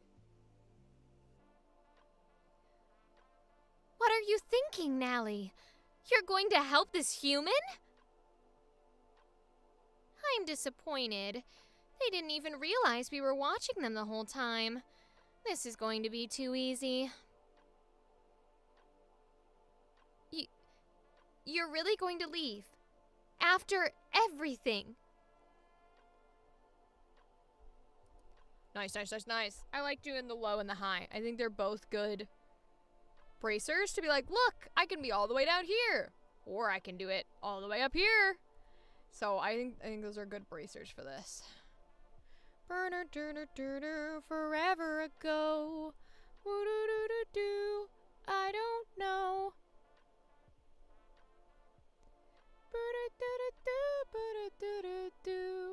Why keep fighting? Why keep fighting? Oh no. Why is my brain chosen to do a song that we don't know the words to? That's not particularly helpful. Like at all, in fact. It's really not helpful. Yeah, let's get a song stuck in your head that you don't know the words to, so all you can do is go.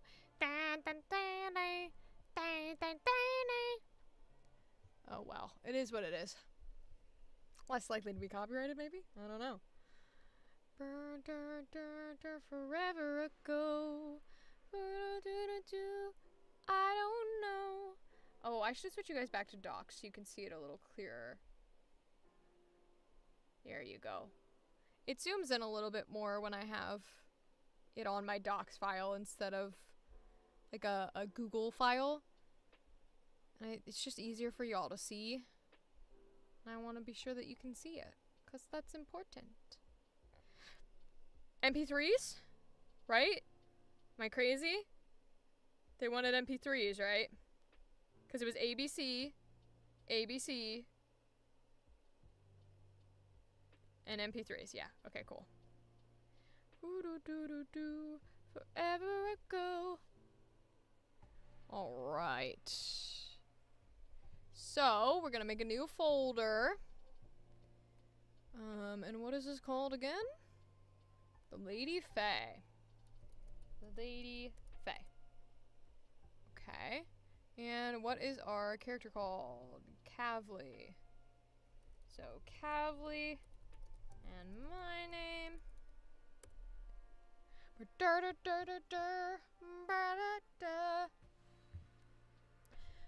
Started ticking forever ago. I don't know. Won't let go. Alright, let's keep scrolling. King Amir. That is a sir. Queen Celia. Okay. Supporting character. Queen Celia Laughlin, the compassionate queen.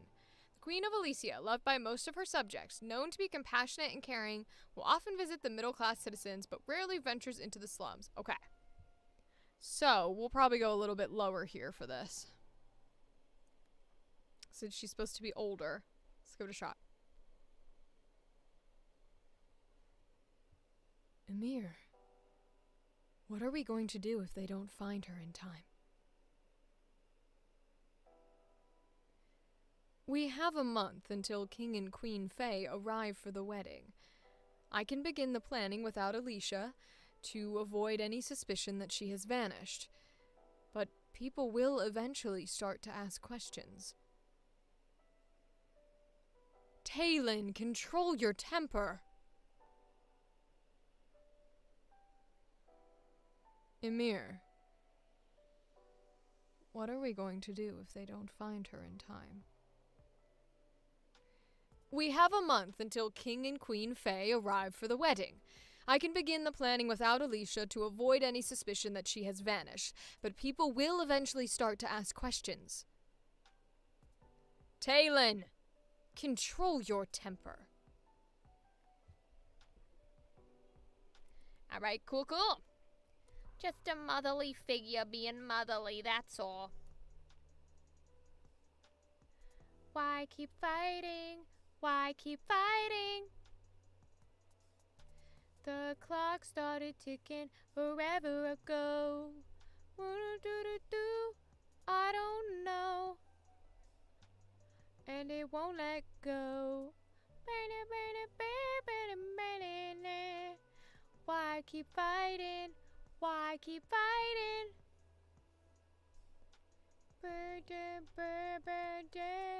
Why keep fighting?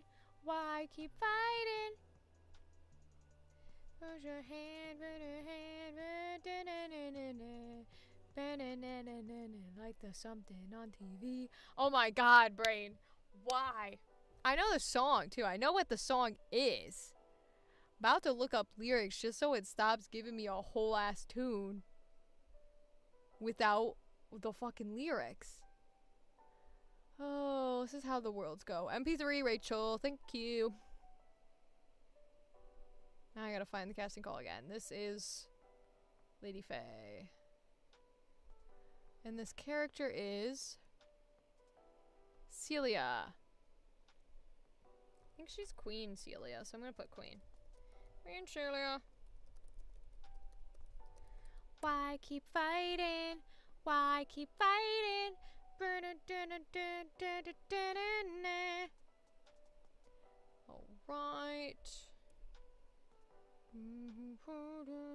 Why keep fighting?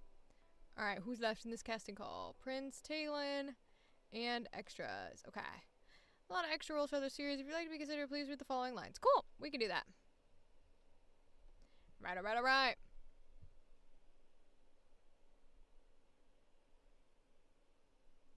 Don't worry, Miss Pavlin. I literally just said that backwards. I just flipped those entire fucking letters. What the shit? Okay, let's try that again.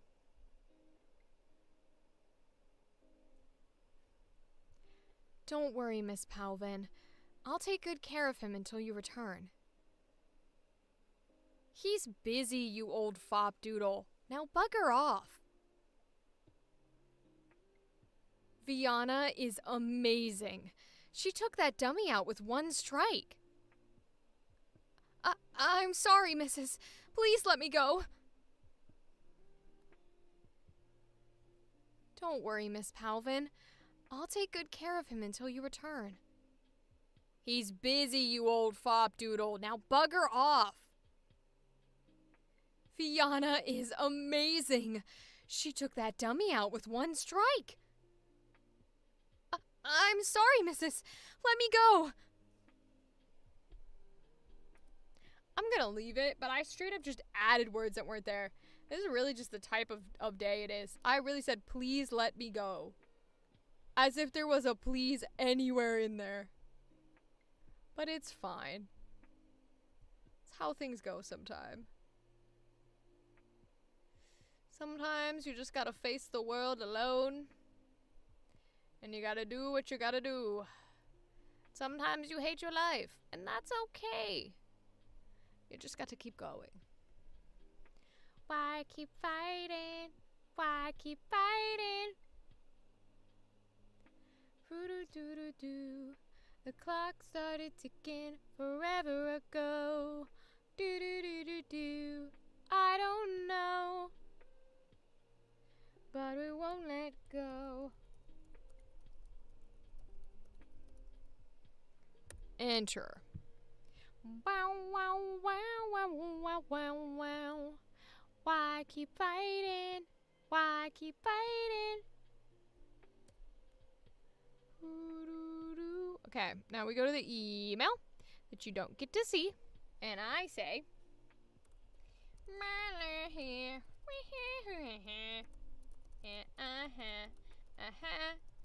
My meh. 2. Nope, 4. I need her for that email. I have also had my hair for your harass. I have a professional wheel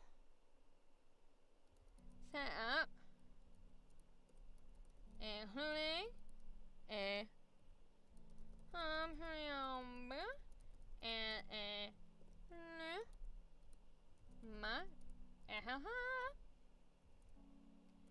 Please let me know if you have any questions. Thanks, Tommy.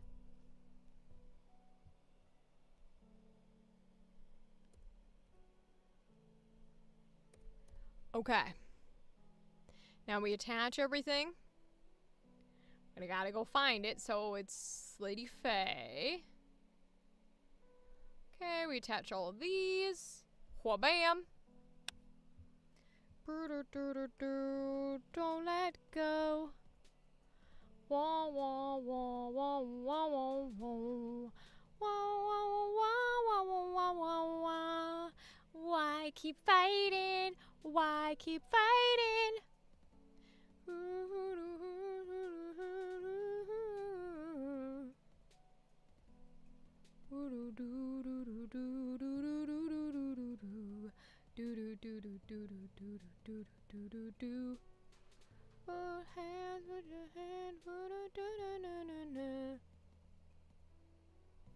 Okay. Alright, next on our list. Go ahead and delete that one. Let's see. Ardency, Heart of the Rebellion. Ardency, Heart of the Rebellion is an Otome Amare visual novel by Lacey Digital Studios. The story is about a young woman navigating her way through a brewing war. She faces many trials alongside her fellow rangers who serve the kingdom of Alton. When one day she captures an enemy elf, everything begins to change. Aim towards mature audience, wearing death.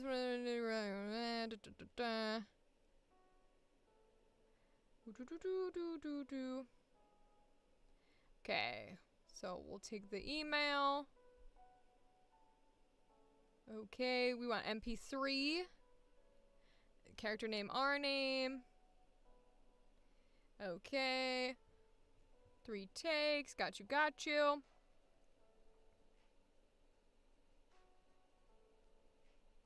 Okay. Eleanor. This is who we're going for today. Let me start up the email in the other tab. And they did actually, I think, give me a what to put in the subject line. Yep. Okay. Got you.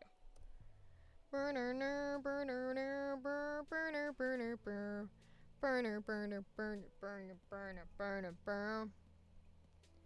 We're gonna audition for Eleanor. Okay. What she got going on?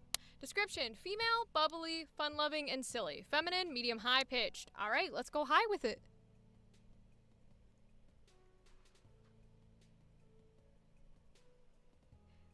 Wake up, sleepyheads. 9 a.m. We gather for the rebellion. Oh no! You look like shit!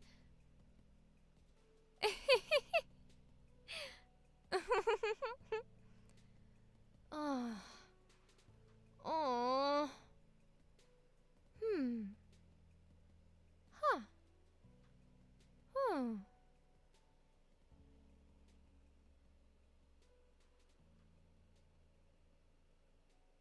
Wake up, sleepyheads! 9 a.m. We gather for the rebellion. Oh no! You look like shit!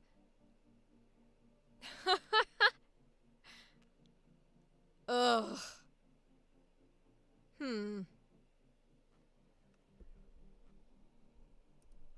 Alright. We gave them a high-pitched one, and then we did one in our normal voice, which I think works pretty well. I love when they've got little noises at the end. I love doing like little bark lines and little noises. They make me very happy. They're just so much fun to do. Now I gotta know though. The hard part is when you get in here to cut. Here, I'll take you over with me. Oh, didn't put isotope up. That's weird. Should put isotope up. There it goes. Hardest part is knowing when you do like sounds and stuff, is knowing which part is a breath you can cut and which is part of the sound effect. So that tends to be a little hard. But other than that, it's usually okay. Like I'm gonna think that all of these are ones we want here because they seem to be individualized. So I'm gonna put them together. I probably don't need that little bit at the end, but I think I can keep this breath. Actually, no, I can get rid of that.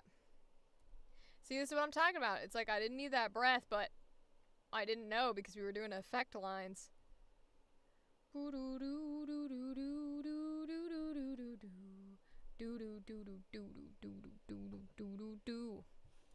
Alright. Now we voiced a noise. Do do do do do do do do do do. Do do do do do do do do do do do do. Alright, export. Did they say MP3? I could check. And I'm gonna. But I think it was MP3. Because these have all been MP3. MP3 and Wave. Dope, we're doing Wave. Wave is just better, my guy. Here, I'll let you come look at the pretty art. Alright, so we're gonna do Wave. Now I gotta make a new folder. I have no idea what this one's called. Ardency, Heart of the Rebellion. Okay. Heart of the Rebellion. Okay. It's gonna be at the top. This is Eleanor. Okay.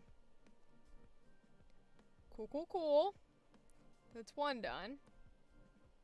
Let's see what else is on this list.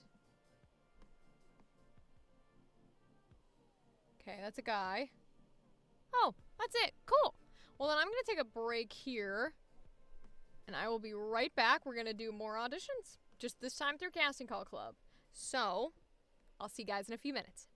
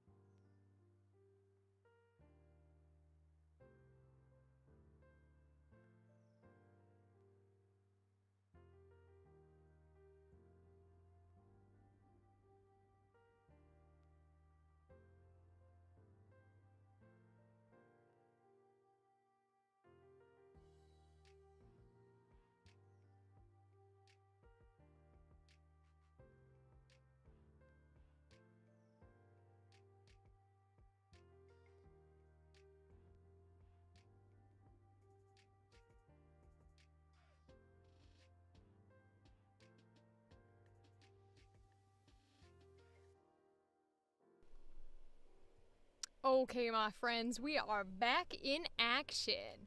So, let us pull up our next round of auditions.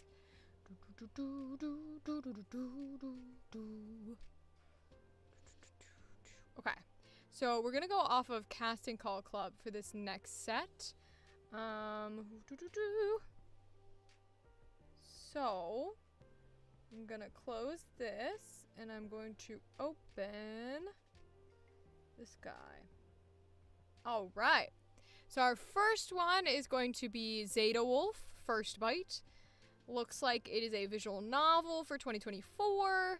Slice of life, kind of like Yuri romance. PG-13. It's going to be on Steam. Successful Kickstarter. That's awesome. So this audition is for 2 minor roles, which is totally fine. Carly's mother and a father. So we're not going to do a father, but we will do the mother here. So, ooh, we have an audition document. I'm going to open this and see what it says. Does it give anything that we need to know? First Bite explores the budding friendship between Carly and Siona, 2 girls with polarly opposite personalities. So, Carly's mother, this character doesn't possess any artwork or visuals. Delivery is up to interpretation based on the notes provided. Yes. That's why I was like, I saw that thumbnail, and I was like, let me read this game before I go audition for it on stream. I was like, hold on. When it said no NSFW, I was like, okay, because I don't need to get flagged for things. Hold on now. I was like, let me not get flagged, but I'll leave the booba in the thumbnail. It's fine. We can leave the booba in the thumbnail. It's all good. Everything's fine. Everything's fine. Oh my goodness. Okay, description. Severe state of shock and paralysis after the truth she recently discovered about her husband. Upon confrontation, her rage begins to boil and fester, and her emotions begin spilling out. After the event, she treats her daughter with unjust cruelty and is a cold, distant person. Well, cold and distant I can do. I think it's a dating sim. Yes. From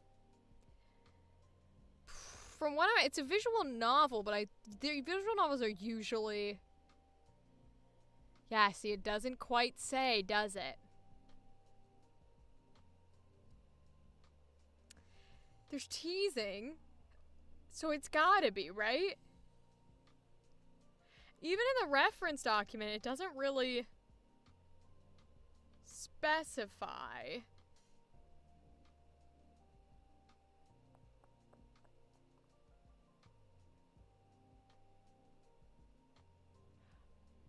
I would guess probably a dating sim. It says slice of life Yuri. So maybe it's not dating sim in the sense that like you are playing as a character that exists in that world versus I know I love dating I love visual novel dating sims, and I love wow, I can't think of the word. I'm trying to, okay, so the thing I'm thinking of is, like, when you have, like, multiple options, and then, like, if you choose to, like, pursue one person, then the other people are like, you been talking to that girl? Like, I know people hate that, but I love that. I love when my choices have consequences for the other dating options. I love that. Otome, yes, because those are the women ones, right? Where it's like, you're playing as a female lead, and then you're going for all the other people, and then usually the men are always pissy about it, because the characters that you could get with are always pissy, and I love it. Oh my god, it makes me very happy. I love this shit. We just gonna read for a mother today, but yes. But you know, if they want your girl in a dating sim, I will gladly be any bitch in a dating sim, okay? I love those stereotypes. Oh my god, Mordecus, you missed it. I did an audition earlier on stream for Karen of the Cosmos. Yeah, it sucks that you always gotta play as a girl. Yeah, that's fair. That's fair. That's fair. We did an audition for Karen of the Cosmos, and so it is literally like a student animated film about this 40 to 50-year-old white woman Karen who gets like abducted by aliens and then proceeds to be a conservative racist to all of the aliens. And they're just like, bro, what the fuck's wrong with you? And she's like, y'all are like aliens and shit. Like, take me home. It's so funny. Oh my god. The artwork is hilarious. The jokes were great that we were reading as dialogue. Oh my god, it was so funny. At one point, we did the regular Karen, and then apparently there's like a fucking deity god made out of Karens, and it's called like Tri-Karen or something, and it's just like 3 Karens looking at the world. It was amazing. It's amazing. I was like, oh, this is funny as shit. There was one character, and the literal audition was Scream. And I was like, all right. Yeah. Oh my god. Dude, it was so good. It was crazy good. Oh my god. I was like, this is the type of comedy that I would like to be in, because this is funny as shit. Oh my god. Okay, let's do these 2 quick lines. Get this out of the way here.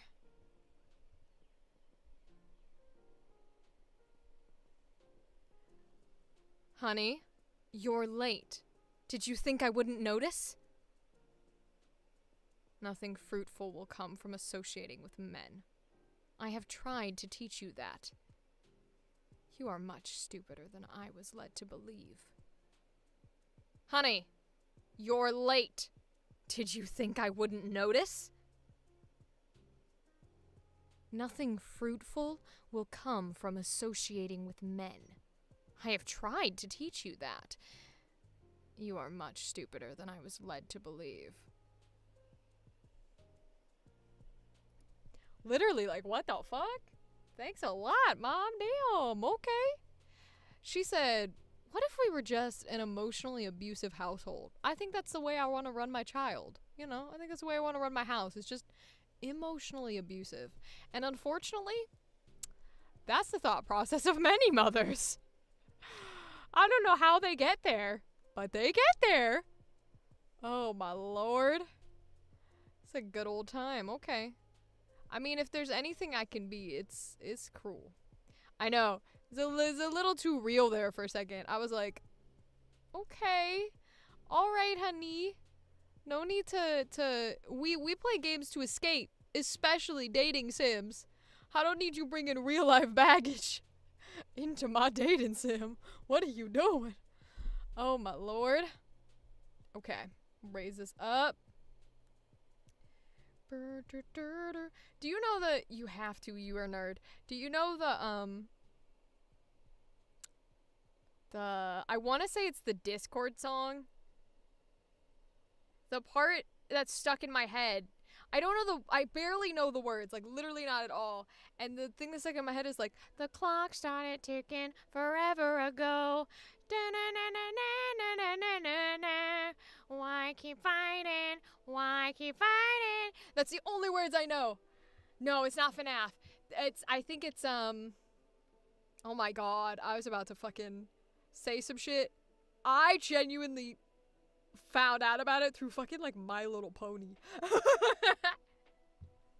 No. That shit is what my fucking neurospicy brain has decided it's gonna have stuck in my head today. Which is really frustrating, because not only do I basically not know the words, but like it could have picked a lot of other things. And it didn't. It did not pick anything else but that. I'm like, okay, thanks. This is Carly's mother. Oh, shit. I labeled it wrong. Fuck. Oh well, it's fine. I'm gonna ignore it. I don't care. It's been a night of that where I just keep messing up lines and shit, and I was like, it's fine. You have these days. This is how the world works sometimes. Remember where I just adopted Cod? Focal Yup. Yup. Oh my god. It's so real to... It's funny too because, okay, so did you start adopting like shit like that as vocal stims before or after you knew you were neurospicy? Because it's weird when you have it, when you're not fully aware. Oh, let's go back so I can get my thingamajig. If you're not fully aware that you're like neurospicy, then it's weird to do that kind of shit because you're like, I just really like this thing. No, honey. No, it's more than that. Nope, there's something going on. But even when you know what's going, and then once you know that it's something like attached to that, then it just becomes like, brain, shut the fuck up. Brain, stop, please. Oh, Lord. Okay. I keep seeing this one, so let's see this audition. Golden Heart audiobook. Part 2 of the caching. It takes place in the northern parts of Europe, medieval times. We love medieval times. History of a prophet, healer, and a queen of a rat kingdom called Rockville. Alright, I'm a rat. Let's go. A mouse named Runa the Golden Heart. My aim with the project is to make an audio play similar to unabridged recordings of Brian Yock Rodwell. Big influence book. There are many characters still in voices. Okay. Whoa, that's a lot. Holy shit. Okay. Before, in middle school, I'd just go, mission failed, we'll get him next time, in ghost voice. Oh my god. I can 100% picture you doing that too. Honestly, I believe it either way. I believe it in either voice. That's just fucking crazy shit. I love that. I love that for you. I mean, that probably sucked ass, but I love that for you. Mission failed. Yo, oh my god. That's fucking wild.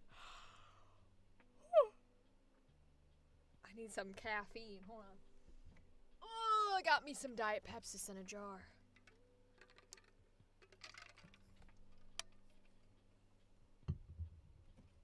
And I have munchies. I got a big ass carton of goldfish this time. Big ass carton.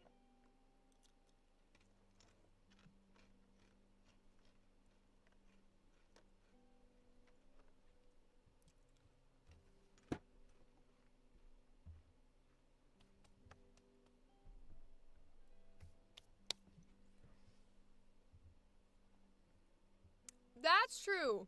A win is a win. Yeah. A win is a win.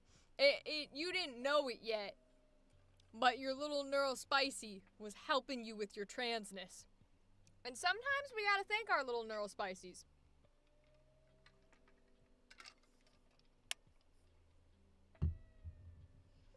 What's funny too is like, I don't remember. I mean, I don't have any memory, but I don't have anyone who has told me that I did voices or anything as a kid, which is funny because most like voice actors or neurospicy people will be like, oh yes, I used to do so many voices as a child, and then I became a voice actor, and I do a bunch of funny voices.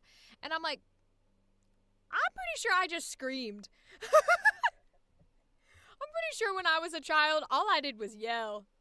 I don't think I did voices. I don't think I was funny. I think I just kind of ran around in circles and yelled at people. Right? I'm like, okay. Because I recall being very, what is a nice term for it? Outspoken. When I was real little. And then you go into like emo years, which obviously I never grew out of, but you go into emo years where you get all angsty and you don't talk to anyone, so I definitely didn't do voices.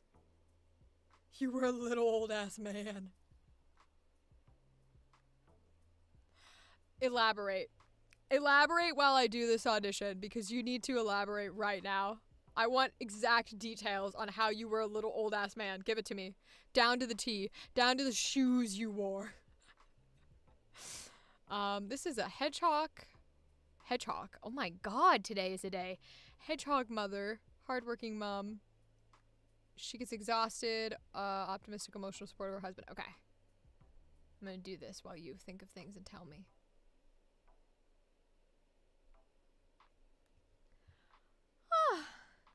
She's been asleep with the others for some moments now. It would be best not to wake her. Not much we can do, seeing as we're just a few creatures, compared to an army of warbirds. That may be too dangerous. Besides, we don't have any of a clue where the food could be stored. She's been asleep with the others for some moments now. It would be best not to wake her. Not much we can do, seeing as we're just a few creatures, compared to an army of warbirds. That may be too dangerous. Besides, we don't have any of a clue where the food could be stored. It's one of those days we can't record anything right. All you know is your grandma said I would read newspapers. And when you were 10, told my aunt I wouldn't help with her party 'cause I didn't have workers' comp.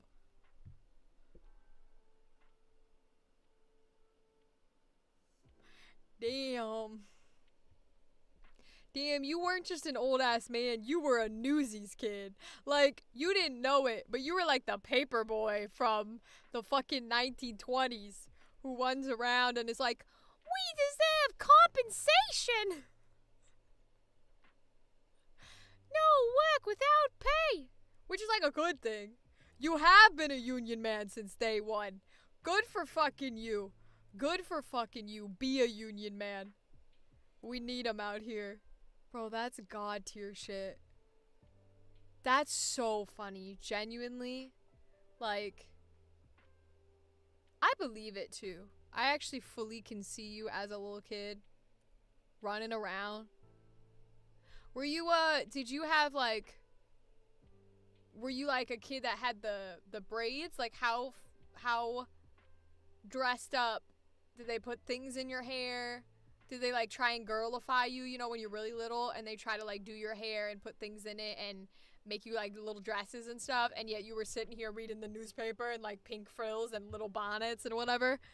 Like, how dressed up were you? Or did you get to be, you know, like looking like a regular kid, a regular human being? Because I was dressed up for a bit.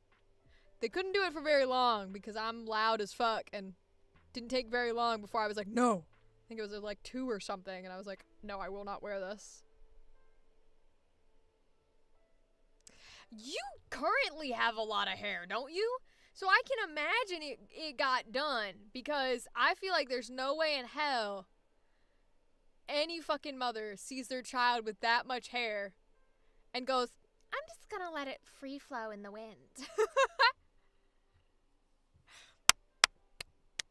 I just got the message where you're like, I decided to like purple because all the other girls like pink.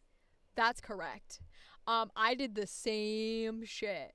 I did the same ass shit. What is this called? Hold on. Golden Heart audiobook. Golden Heart audiobook. And then, who the fuck am I voicing?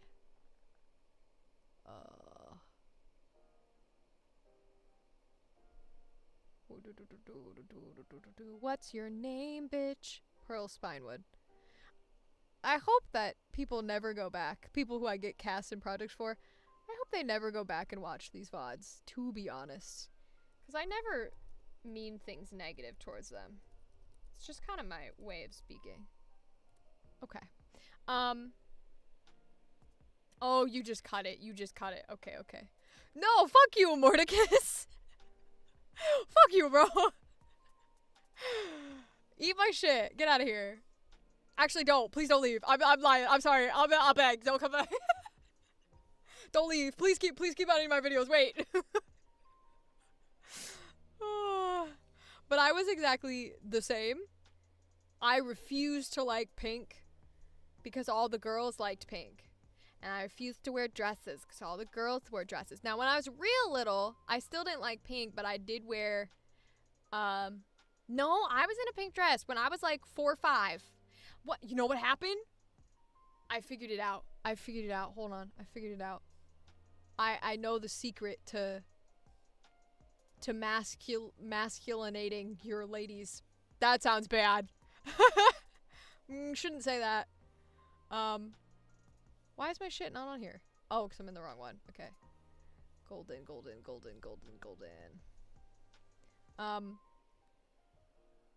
Good for you! Be a femboy. I explained to a family member the other day, what a femboy was because, I got a gig that was kind of like dating simmy, and it had a twink in it. Like, character-wise. And so, I was explaining, I was like, there's a twink, and they were like, what is a twink? Because they're an adult, and also straight. And I was like, oh, do you know what a femboy is? Oh, don't worry, I have it. I'll go back to it. Don't worry, hold on. Yeah, so, I was like, do you know what a femboy is? And they're like, and they didn't say no. What they said to me was, is it as obvious as it sounds? I would just hold up I literally, that's kind of where I was going with this, is I went, yes, it is a feminine boy. And so I was like, I was explaining that, yes, feminine boy, traditionally feminine things, but they are boy, then lead to twink. And so I was like, I was so funny because you saying you love pink now just jogged that memory. Because I was like, that's right. You are the femmest of boys, and I fucking support you. Fucking support you so much, bitch. Oh my god. Be the femmest of boys. This is a boy bird. This is a... See, now I'm going through and being like, which are the girl animals?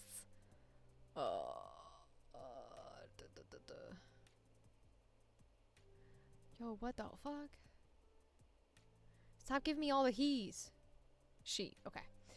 No, what I was gonna say was, for the mask, the mask girl, the girl to mask pipeline. I was little girl with like the pink flowery dresses and multicolors and rainbows and stuff until I got the finger removed. Now, I'm not saying you have to remove fingers of children in order to make the mask. But all I'm saying is that's a pretty big factor for it to have not contributed. They just went ba-boonk, and all of a sudden I was like, I hate pink and I'll never wear a dress again. I don't know, man. I'm just saying, maybe every mask lady has some form of... has their version of removing a finger, and that is what led them to the mask. I don't know what the fuck I'm saying. It's one hell of a night. I genuinely expect... Not to say that this is a bad stream. Wait, roles assigned? Oh, fuck me. Did I just audition for something that already got it? Oh, shit. Was I not paying attention? Oh, are these the only 2 that are open? So I did pay attention. Cool. And this one's done. Awesome. I was a man until I lost my leg in Nam. Now I'm trans. I want that story. Actually, can I have that story? I want that story. That's a fucking such a great story. Holy shit. That's like, that's a good... I would love it in a serious moment, too. If it's just like a comedic show is trying to have a serious moment and like something horrible happened, and so someone else sits down to the next to their friend, they're like, do you want to tell me about your life? And they're like, yeah. And they just go, right? It'd be good improv. Oh my god. Bro, I'm gonna steal that, and oh, it'd be a good SNL skit. Ooh. I'm gonna steal that shit and I'm gonna claim it as my own. I'm gonna go do improv. I'm gonna use that exact line. Except then they're gonna go, you got something to tell us, Rachel? Where'd you think of that? And then I gotta defend myself. Then I'll be like, shit. Uh-oh. Oh. Nah, that's yours. Yes, it is what you're for, because you're fucking incredible. You use that, you keep that line, you keep that shit, because that's for you, and that's for only you. Except I guess it would be backwards, but nonetheless.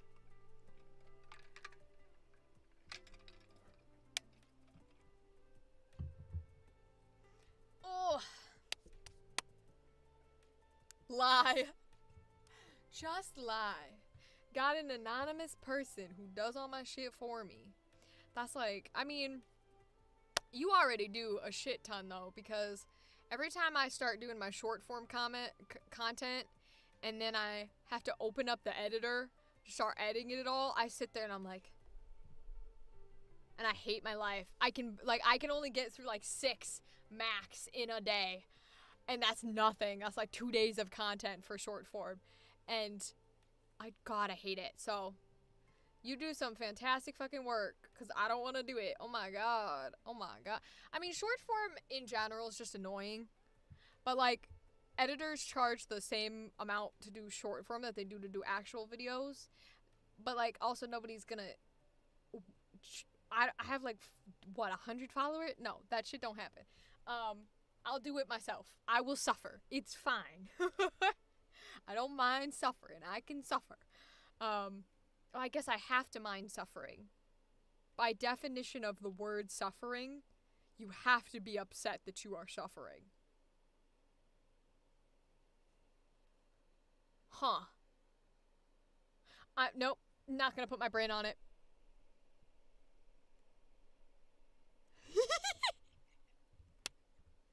Literally, when no.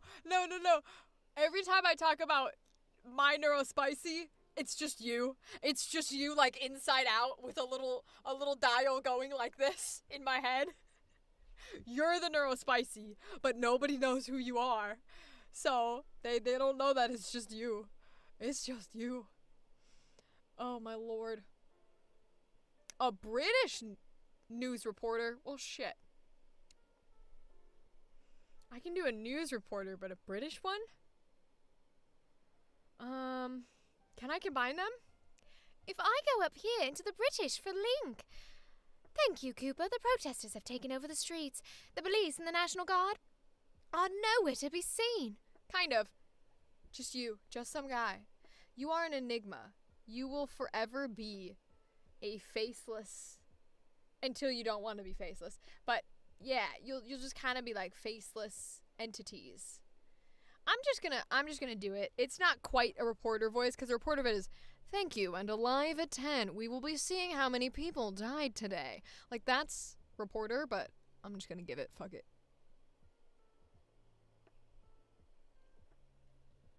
Thank you, Cooper. The protesters have taken over the streets. The police and the National Guard are nowhere to be seen. It seems that the authorities have given up as doomsday looms ever closer. That was the shittiest line reading I could have done. We're gonna redo that fuckery. Oh my god.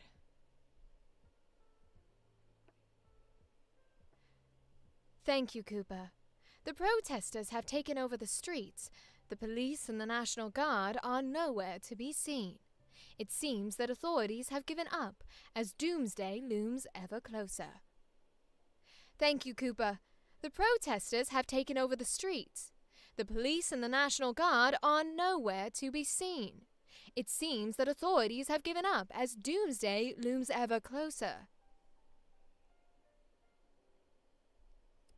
That's very hard. Holy shit. British is already hard for me, and for most people it's easy as fuck.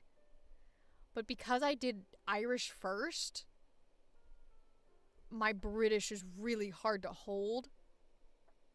Especially the lower in pitch I go. Because my British reference is fucking Princess Zelda. Who's the worst Princess Zelda, by the way. But it's the Princess Zelda from Breath of the Wild, and she's my reference. And her voice pitch is so high up here in the Mary Poppins territory that it's so hard for me to maintain that British the lower I get.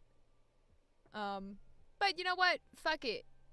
Worst they can do is say no, right? This is called bad time. So that's what I gotta label it.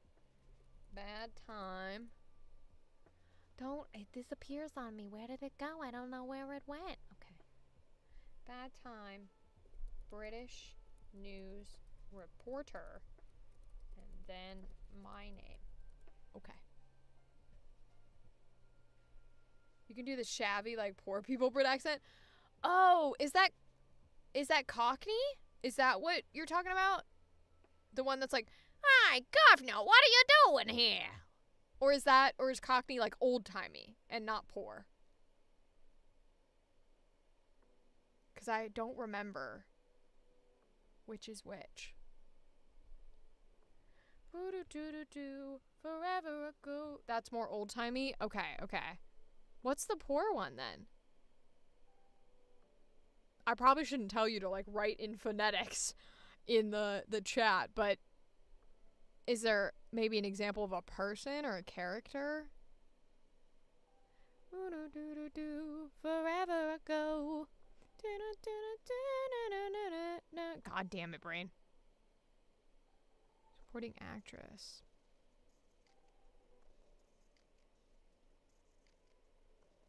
Oh. Okay, I think I know what you're talking about. Yep, yeah. I think that's... Am I right in saying that's a bit cultural? Because I feel like that is not an accent that I would be doing. I feel like that's an accent. Yeah. Yep. Okay. Yep, that's what I thought. Not to say that you were implying that. More so that might be why I didn't guess what it was at first, because I wouldn't have a reference point for it. But now that that's what you're talking about, I get what you're saying, because I've heard that before. Interesting. Yeah, not well. That's for sure. That's interesting. Huh. I like that. I like all the different, like, twangs and stuff that come with accents.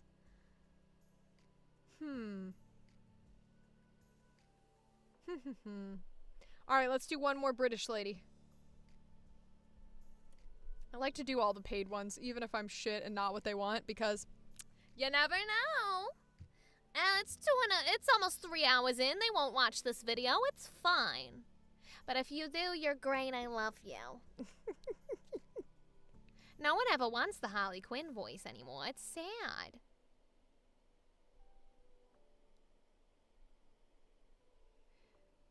Damn, Cillian. Lighten up. But you're right. We should be living.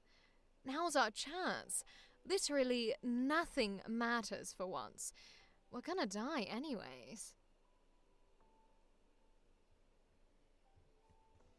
Damn, Cillian. Lighten up. But you're right. We should be living. Now's our chance. Literally nothing matters for once. We're gonna die anyway. I realized on the first one I said literally instead of literally, like a Brit would. And that, I think, is how you can tell that my accent is not good, but it's okay. It's fine. People will have that on record for all of my life, and that's okay. They're allowed to have that on record for all of my life. You were just talking about this because watching True Detective, and the New Orleans accent is so fun and funky. Yes! Oh my goodness. Yes. Okay. Fight me. I love that accent. I was watching a show. The one that you think isn't real, but is real, and is kind of crazy, is like the Wisconsin accent. I was watching a show, and this girl goes, "Oh, I'm from Wisconsin, Milwaukee." I was like, whoa, honey, we know, we can tell. I love all accents. It's just so funny, the ones that are that strong. It's funny too, because like, my family in Ireland have a very thick accent. Yeah, Wisconsin. So my family in Ireland have a very thick accent. And I visited Dublin, which is not where they're from. They're from the north. Dublin's in the south. But I wanted to...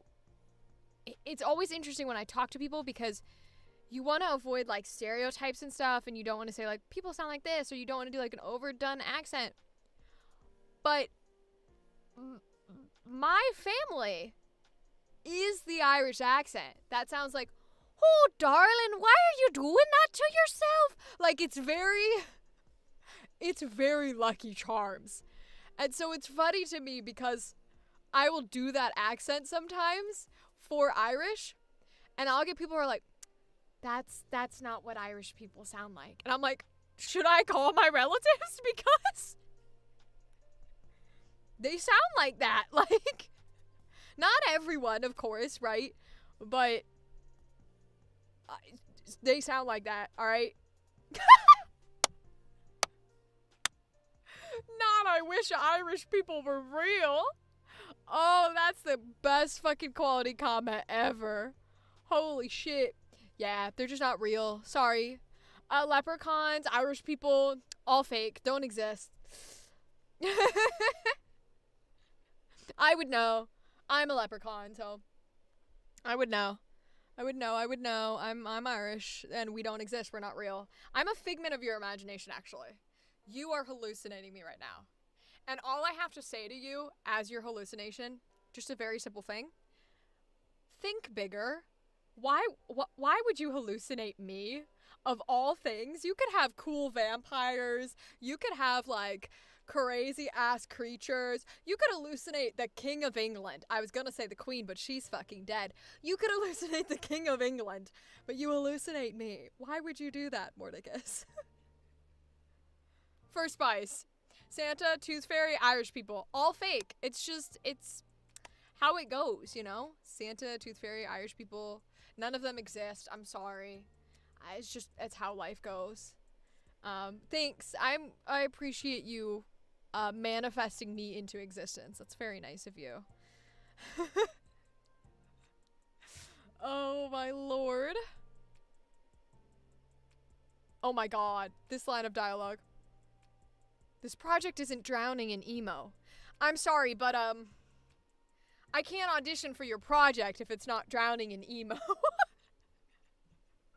It must be drowning in emo in order for me to audition for it. Hell, I put on my skulls. These are fake silver, but these are fucking silver skulls to match Jack Skellington today. It has to be drowning in emo. There is no Tooth Fairy. There is no Queen of England. At least not anymore. Oh my god. What does that mean? No idea, my guy. No idea. No idea. You know what's... Okay. I'm gonna see if I can brain this into things without being offensive. Do you find, as a sir, do you find that you ever start to mansplain? Do you ever find that comes to you, that you start talking in ways that nobody understands? Where you're just kind of like, oh, well, actually. And then you start saying nonsense. Because I have another friend who's also a trans man. And I had posted a story about something. I don't even remember what. Okay. I had posted a story about something. It's about some game or something. And I was like, this is really cool. I don't think anyone else has done this. And he proceeded to jump into my comments and be like, actually, such and such game has done this, in fact. And I just I love him. This is not a dig at him. But I just fucking started dying laughing. Because I was like, I know you're a man now, but you realize you just mansplained to me. I was like, did you only transition so you can mansplain to people? Because I support you. And he just fucking started laughing. Oh my god. He's great. I love him to death. I just thought it was the funniest thing on the planet. You can't tell if you're mansplaining or autistic info dumping. You got me there. I'm not sure if I could tell the difference either, to be honest with you. Damn. Damn, you got me there. Oh my god, you got me there. Fuck. We gotta do a study. We have to do a study. I need a worldwide study of all the trans men and their mansplaining abilities. You also get into the habit, because Mom always asks me to explain stuff to her. Oh, yeah. That's fair. That's interesting. Because I know people in this type of household where they grew up, where they're the people explaining things. I was always the person told to shut the fuck up, which I think is obvious now that I'm an adult. So I think I have a tendency to, what's the words I'm looking for? I think when I start talking about something, it is very obvious that I am not any-splaining because I was always told to shut the fuck up. So when I start talking about things, the way that I talk about them is very, did you know that the thing does the thing with the thing? Like, I'm like, and people who are splaining don't talk like that. Who's BTS? Which Spider-Man is this? Who is that? Where did you learn that? See, that's so interesting. I love learning what it was like to grow up in your shoes. I don't want to step in them. You can keep those. But I love learning what it was like. Huh, that's so interesting to me. Wow, okay. I'm down for that shit. I love this. I love this. It's interesting that they would ask too. Told both to explain and to shut the fuck up. Yeah. That's fair. That's, yep. That's a universal experience, I think. Oh, info dump about shit my mom don't care about. Yeah. I could, yep, nope, I get that one. That one makes sense. It makes sense for you, but it makes sense for a lot of people who info dump. Because you have to find your people, right? You gotta find the people who, they don't necessarily have to care about the thing. In fact, oftentimes, if you find somebody who cares about the thing as much as you do, you will clash. Because you both want to info dump, but you both already know the info. So you end up kind of be like, oh, like such and such and such. And they're like, yeah. And you guys are just kind of like, oh, okay. At least that's been my experience. Like, I like giving people, because to me, when you info dump, it's giving people info. Oh, I'm so fucking stupid. That's literally what the word is. But like, it's, you are giving them a gift, right? I'm going like, here's a thing that I want you to have that you didn't know. I'm glad you have it now. Here you go. And so when you meet someone who already has it, even if they're just as excited, sometimes it's a little bit of a wall. Yes. Oh my God. Yes. If you guys are around each other too long, you absolutely start to get angry because you're like, you don't know more about, you don't like this thing more than I like this thing. Okay, it's fine. That's right. And you start thinking those things and they get stuck into your head and you don't want to think those things, but like, you're gonna, because you've met somebody who's on your level with it. That's like, or God forbid, it's your special interest and somebody else has the same special interest, but they don't like the parts of it that you like. Like, for Avatar, I'll meet people who are like Avatar fans and I'll be like, yeah, I'm an Avatar fan too. This is super cool. We could talk about it. And then they'll be like, oh, I love Korra. And it's totally fine. They're allowed to love Korra. I don't even think they're a bad person for liking Korra. But I don't like it. So instantly, because this is my special interest, my brain goes, what do you mean you like Korra? You can't like Korra. Like, as if they're not allowed. And you have to be like, brain? Like, I found out as the COD fandom grew, like, y'all don't understand him like I do. Oh my my god. That's quality. To word it like that, though, that's quality. Oh my god. Me trying to convince people that Andrew Garfield is a good Spider-Man within the aspect of multiverses. Exactly, right? And it's one of those things where it's great, I'm glad that you like the thing, but you like it too much, and now we have issues.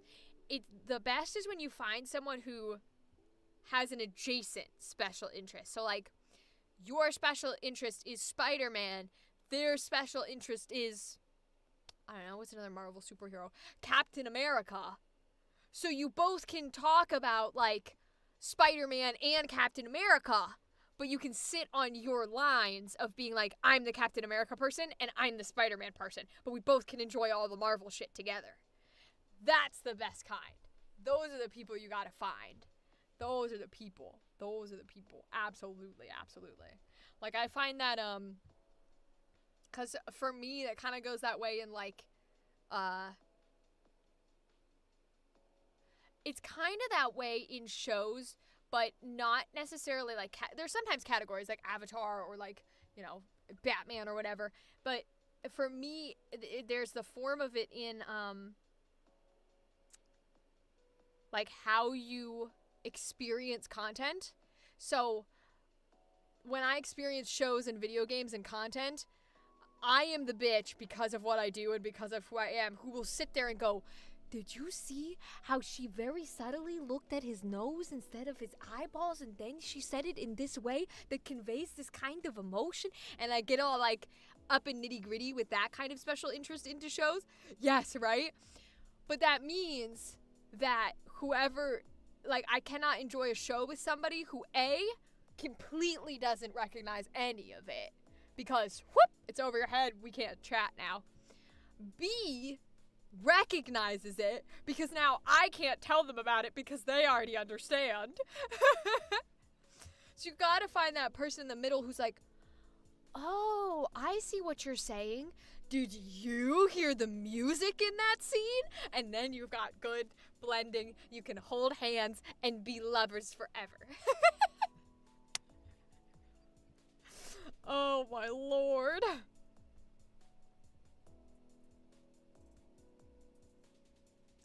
I just read that this one's a southern drawl.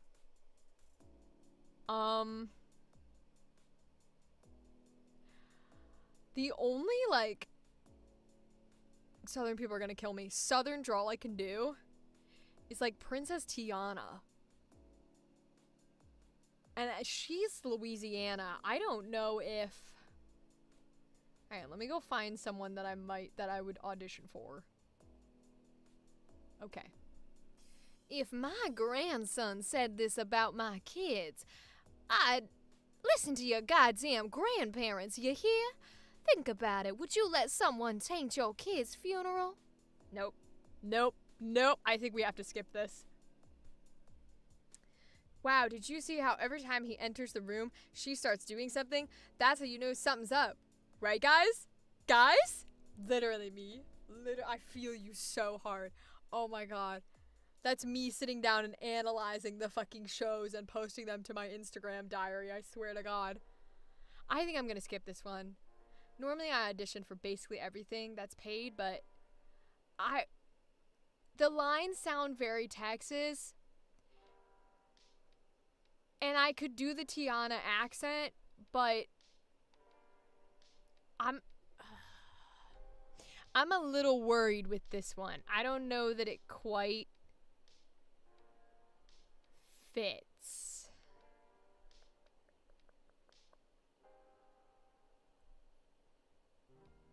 I mean, maybe if it's only like one line, right?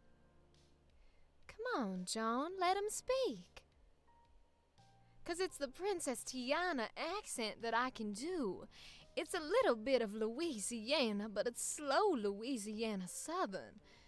And I don't know that this would be the right kind of voice to do for a character that's a little bit larger. I also don't know if I can do it in something that's a bit more angry like this. To live with it, not hide from it. Because what haunts us can pierce through all that you put between it and you. Yeah, I think trying to do that kind of emotion with that accent is going to be hard for me, so I'm going to skip. Ooh! I like this art. It's so much fun. It's genuinely, like, just as a hobby, it's so much fun. A tonal shift? Here, I'm going to do a random line here just because I already deleted it. So, like, go down. So if I were to start up here and then go down to here, I'd say welcome to Neon Ignition, an audio-visual drama set in a So yes, I think you're right. I think the problem's gonna become that I have a transatlantic voice in that pitch. So my transatlantic voice in that pitch is, welcome to Neon Ignition, an audio-visual drama set in a cyberpunk cityscape. Yeah, you're correct that it's easier to put emotion in. I don't think my accent, at least my southern accent, is strong enough to not slip into transatlantic down there. But I think you are correct, if that's any validation. I'm gonna skip it. I don't think it's confident enough to. It's even hard sometimes to do the British when I have that transatlantic going. I had somebody, a demo came out recently, and she was like, can you do the villain voice, but kind of like maybe try a British accent? And I was like, I can try, but that voice is what I call my villain voice, is so heavily transatlantic, it's really hard to put anything in that tone. But I want to practice Southern more because it's a good accent to have, and I feel like it'd be good for my wheelhouse. And also, like, it's...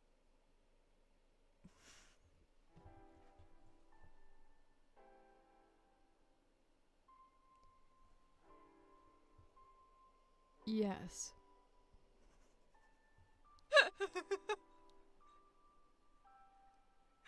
The answer is yes.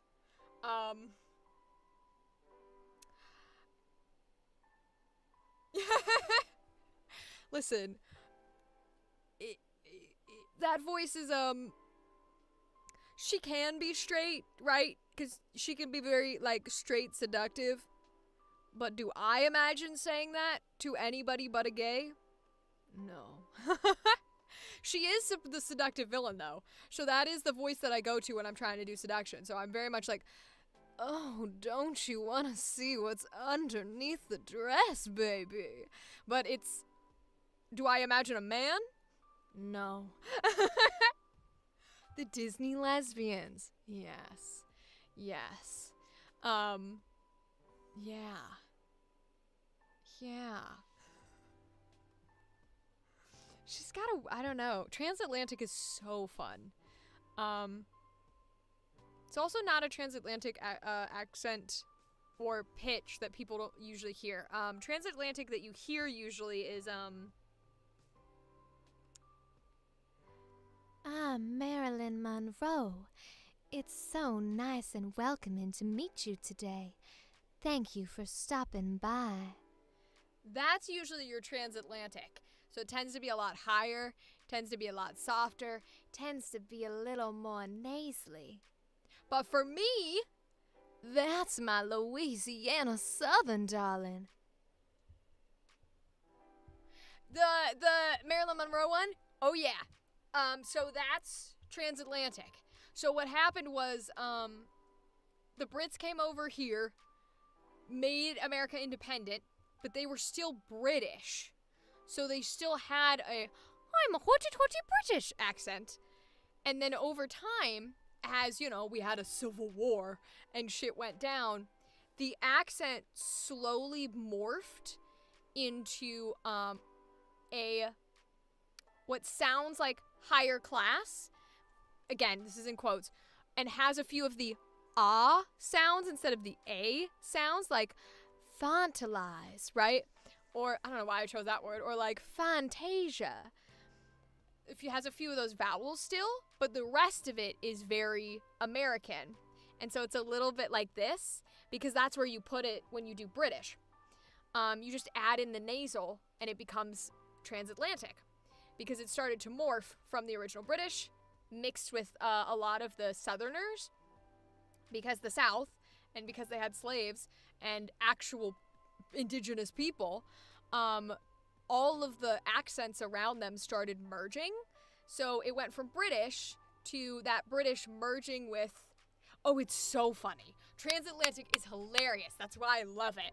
But it started like merging with all of the other people's accents who were there and who were taken from other fucking countries, who obviously didn't have a British accent because they were fucking slaves. And so it mixed, the British mixed with these other accents until after generation, we got to transatlantic. And then after generation to generation, we got to what is now Southern. So the British pipeline is actually British to transatlantic to Southern. I would say we need new accents, but we have whatever the fuck Andrew Tate's accent is and the YouTuber voice. The YouTuber voice is so real. Oh my god, the YouTuber voice is so real. I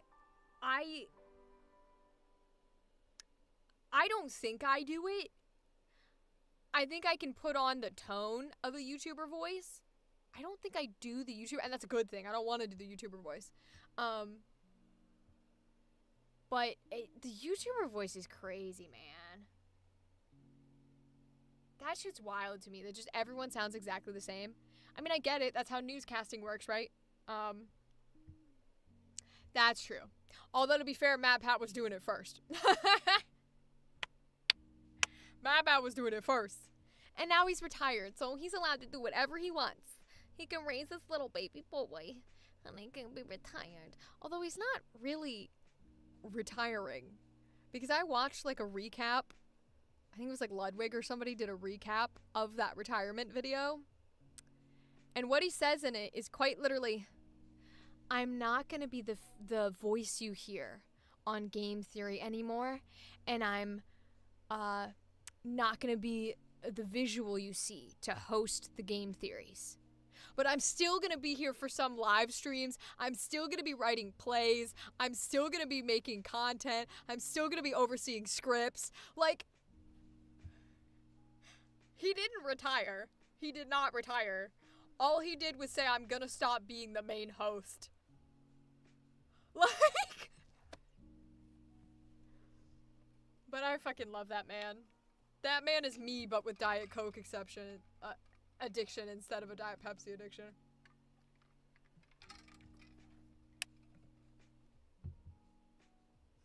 He's also, you know, successful, but we'll get there eventually. Yeah, absolutely. He was 100% in the right, and he did just want to lighten his load. And it's just hilarious, because halfway through the video of him being really sad, he was just like, I'm still going to be doing all these things. And I was just like, huh. Okay, alright. I hear you, sir. It's fine. I got you. Okay, I want to audition for these cool looking bitches. They look fire. Please read through. Ooh. Nefarian, a near-future city, presents a skyline of towering skyscrapers symbolizing corporate excess. At street level, it's a vibrant mix of synth food aromas and loud electro-punk music. Hell yeah! With a maze of alleys and bustling boulevards. Here, alliances are fickle, and danger lurks as much as opportunity. The city is a hub of advanced technology where cybernetic enhancements blur the line between human and machine, and the pursuit of augmentation is an obsession. Nefarian is a place of darkness, grit, and danger, but also vibrancy and life. In its streets, one's limits are tested, temptations abound, and transformation is inevitable. Whether you emerge as a victor or fall as a victim, one thing is certain, Nefarian will leave its mark on you forever. I like how I can read that whole paragraph fine, but I can't do a one line of dialogue without messing up. Unlikely mercenaries survive the collapse of a building. They've been marked dead, but they're alive. Why aren't they dead? How did they come back? They came back to life? That feels like a spoiler. Okay. Deep dive into a world of sequence shadows. Drug use, bodily harm, gore, highly sexual content.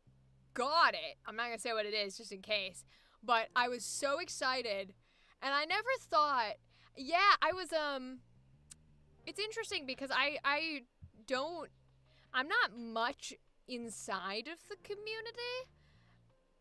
Because I just consider myself queer in general, and community is iffy on whether or not they like people who don't use labels. But I saw it and I was like, well,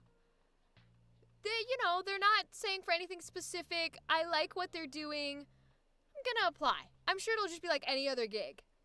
And then I got the email that was like, hey, we want you to join. And I remember reading it and going, ooh, I'm gonna be a part of a queer thing. And the little flicker of the candle went off in my brain that was like, You do like being recognized as the community, huh, bitch? yes, exactly. That's an excellent way to put it. But it was funny because I don't usually consider things like that. I just kind of go, my voice is female and gender neutral because I can do a lot of the Ash Ketchum style. And if you don't see a character and you're hearing it, I can sound decently gender neutral. So that's usually what I ring for. But it was so sweet to get that email and to be like, yay, queers. I didn't know if I had to. This is brain going everywhere. But I specifically went into all of my platforms, like YouTube and Twitch and shit, where they give you a list of, like, put in words here that people can't say, and put in words here that people can say. And I went into each one of those can sections, and I was like, queer, gay, like, putting in all these words. I was like, because I know Twitch has had a history of literally blocking the word gay and censoring it in chat. And I was sitting there like, if you try to censor the word queer in my chat, I will fucking kill you. Like,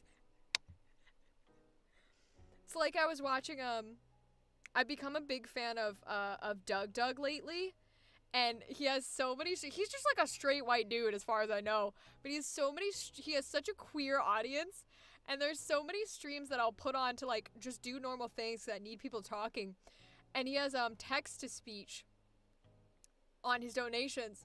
And so fucking a donation will come in every 5 minutes that is just like, hello, Doug, please do this gay shit with me. Also trans rights and gay pride. Thank you. And he'll just be typing on his keyboard and go, I'm not gonna have gay sex with you, but gay pride. And then he just keeps going. And I fucking love it so much. I don't remember if we talked about this, but I want to do the D&D voice acting shit with you. Yes! Join me. Join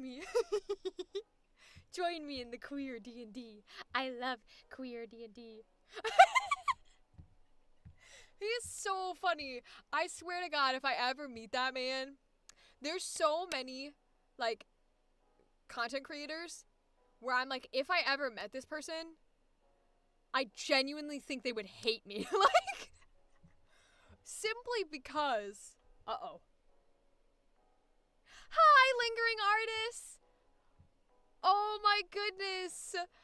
Go to sleep, get your bedtime. It's late here for me as well. I appreciate you. I'm so glad to see you again. And yes, we love straight allies. We love our queers. We love everyone under the sun. Have a good night rest. Thank you for stopping in. We appreciate you very much. Yeah, Lingering Artist was awesome. They were here with me last time we streamed, and it was amazing to be able to chat and talk. I love having building sort of like a community and people that are coming in and saying hi and doing things. It's amazing. It makes me feel so happy. It's such a great time. But yes, we stand allies, and we stand all our queers and everything under the sun. Sometimes I'm debating whether I should be streaming this late and if I should just change my hours to like 3 p.m. or something. Because YouTube keeps telling me that every time I post content, YouTube is like, your audience base is awake from 3 p.m. to 10 p.m. That's when you should be doing all your content. And I'm like,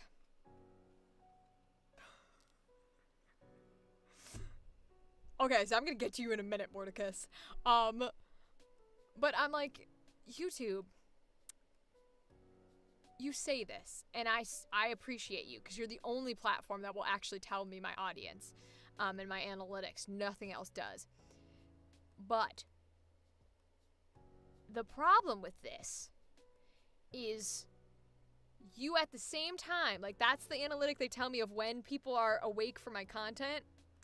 And then on the other side of the page, it literally says, what does your audience watch? Shorts, not live streams. Like, live streams is literally like 0.0%, and shorts is like 50 bajillion. And I'm like, right, does the audience not have jobs? Well, to be fair, so here's the thing. How I'm saying that my audience only watches shorts and not live streams or not the videos I post, I think they don't have jobs, because YouTube keeps pushing my shorts content to the fucking 18-year-old demographic. And I'm totally fine with that. I wish it wasn't men. I wish it wasn't teenage boys. Because you're the only men that I want here, Mordecus. And I don't know Lingering Artist or anyone else's pronouns, so if they're men, they're welcome. But, like, I wanted to stop pushing my content to all these teen boys who are telling me to kill myself. I already know, buddy. I already want to do that. You don't gotta tell me, like, you're not clever. But, like, it needs to stop pushing my content. But that's why I think it's getting this time frame of 3 to 10, because it's pushing my shorts to the teenagers that just got out of school and are awake from 3 to 10. I don't think it has anything to do with live streams or videos or the audience that I want to cultivate.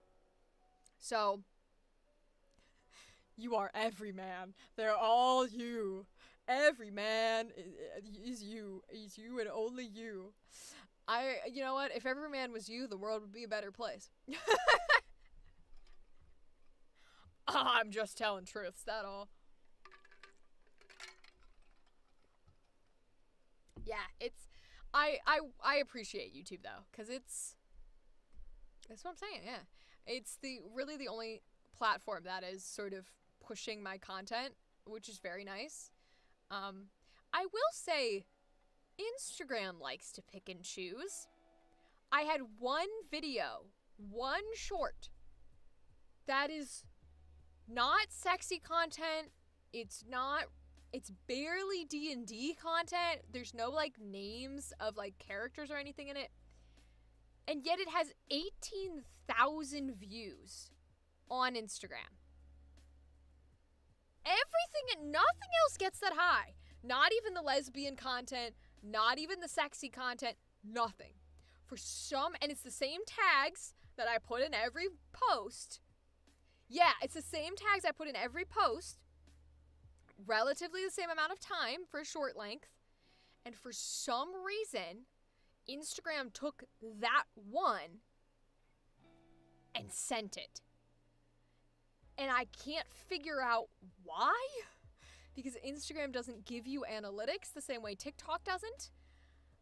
So, I don't use the platform songs, because I edit with CapCut now instead of TikTok editor. So I don't use Instagram songs, because I thought maybe it would be a trending song, and that's what I picked up. I don't use Instagram songs. So I have no idea what happened. But it's just that one video. And I was like, okay. All right. That's great. I'm not complaining. I would like if a short on YouTube could do that. No. I'm not complaining. I just wish I understood it. I wish I understood it better. But I don't have the technicality to do that. But I did switch my posting of shorts to be in the 3 and 10 p.m. range only. So I'm hoping that'll help boost some of the things as it goes around, rather than posting at like 3 a.m. when nobody's awake, except for me and you. So we'll see how it goes. There's literally only one left on here. I'll check it. Oh, this is long. How many days does this have? 5. Okay. I'm like, there's only one left on my list up here. I don't think I have any on the other thing.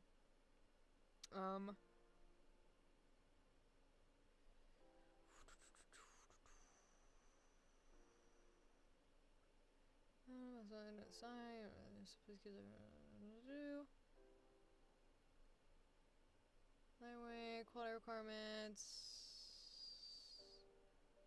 Okay, it's kind of a perks.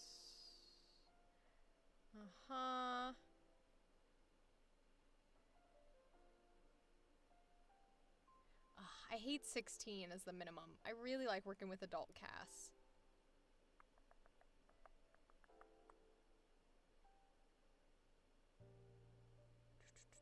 The artwork's not bad though. It's not the worst. Alright, I'm gonna leave this one though. Because I don't think so. And then let's check our list to see if there's any more that are available before I cut this off for the night. Unless you have anything else you want to chat about. Because I will gladly stay talking, you know me. Yeah, these are all fan projects. Let's go original.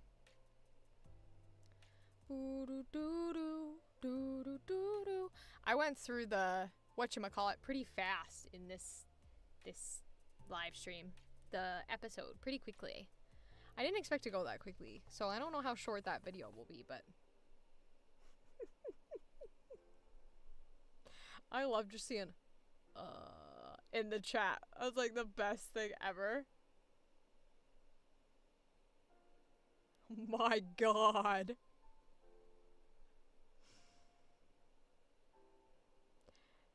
Is it nice for you? Because for me, now that I am properly centered in the Midwest, it's snow. It's snow. It's a lot of snow. I mean, I'm not in Wisconsin, but it is snow. The Batman. This seems like an original project. The Batman. It's snow there too. Okay. I don't mind snow. I actually kind of like snow, but I also don't drive. Although from what I hear, people who drive don't like the ice, not the snow. It is cold. It's cold. It's cold. And you know your bitch is a warm bitch. So like, it's funny because I will... Okay, tell me if I'm alone. Do you need it to be cold to sleep?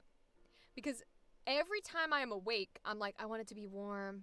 I want to be bundled. I want to be like 70-something degrees, which I know people don't go that high. But I want it to be like warm. I don't want to be in shorts and a t-shirt. But then when I try to sleep, I'm like, turn everything down to -20 bajillion. It's gotta be freezing. And then I gotta stick my feet under the blanket and my arms out from the blanket. Like, I don't know what it is, but I'm constantly turning that temperature up and down because of this dilemma. Love winter, but don't want to break your neck. Literally! Like, winter's great, but I don't want to die. I don't want to step on no ice. And you were like, okay, good. Because I don't like the cold. I like snow, though. I do like... Oh, what is this? Dark horror. Oh, not quite. I think we're going to be on the end of this. We still should probably look through a few of these, but... I'm not a cold person. Well, I am a cold person, but it means I don't like the cold. Oh, he doesn't want to load. Oh, okay, there it goes. Like your room cold, but as long as I have blankets, I got 4 comforters and 2 blankets. Damn. 4 comforters? Do you use all 4 at once? Or you have 4 in case something happens and you can like rotate them out?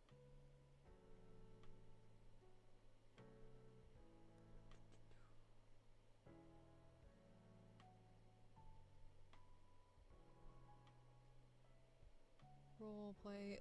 Did I not click original? I must not have. I don't know. And a cat on your feet. You're under all of them? Are you kidding? Bro, do you not pay your gas bill? Or your electric bill? What are you doing? Under 4 comforters?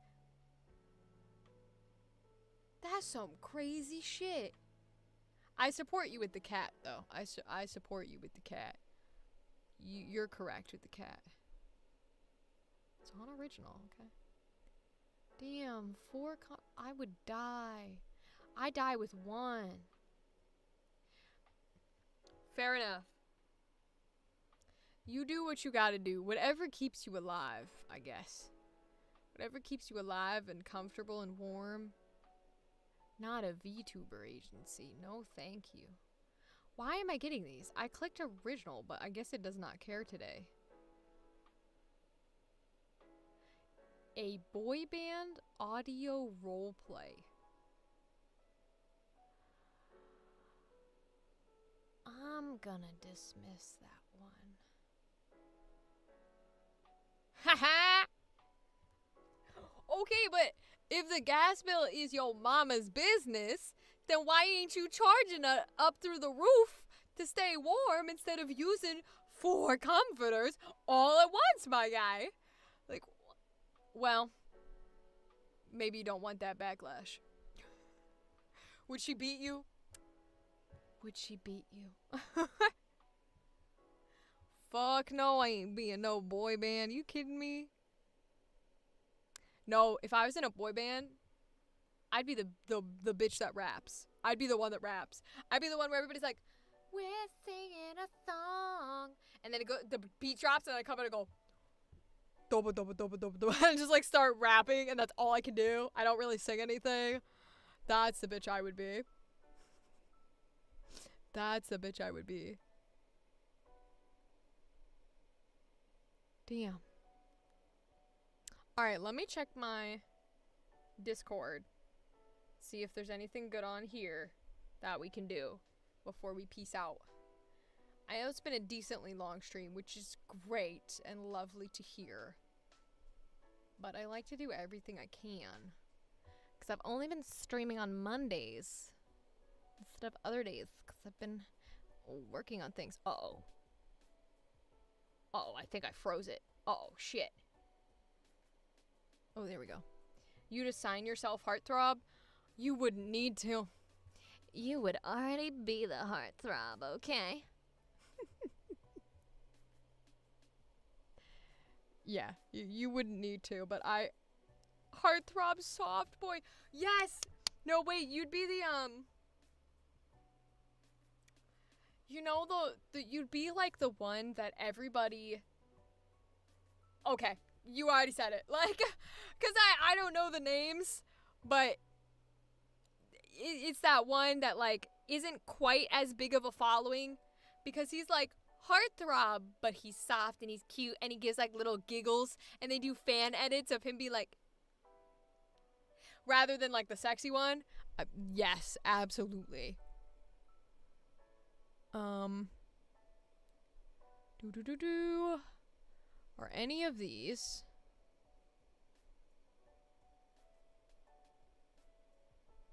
things that I can audition for?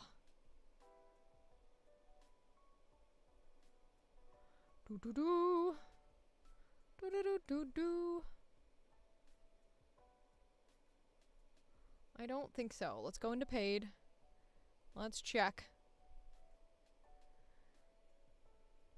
You ever get that the moment where you're like, one of the constant things I fight in my brain is the voice that tells you haven't done enough. And so when I'm streaming, I get that voice a lot where it's like, you did not do enough. You must do more things. And I hate that. And it sucks. What is this one? What is this one? I found this one on Discord. What is this one? Oh, this is young people, I think. So funny to say that, because technically I'm a young person, but sometimes you can just tell by the writing. Jimin has a history of making straight men double take. Oh, I'm not surprised. I am not surprised. Yeah, that's exactly it, right? Is like, especially when you're in a situation where, you know, we're in kind of the same spot where someone else, like, houses slash pays for stuff to some capacity. And so then you have a part of you that's like, You're not doing enough. You're not completely sustaining yourself by yourself. That means you're never doing enough. What are you doing? yeah. So I gotta yell at that voice quite often, but I try to do my best. I try to do my best.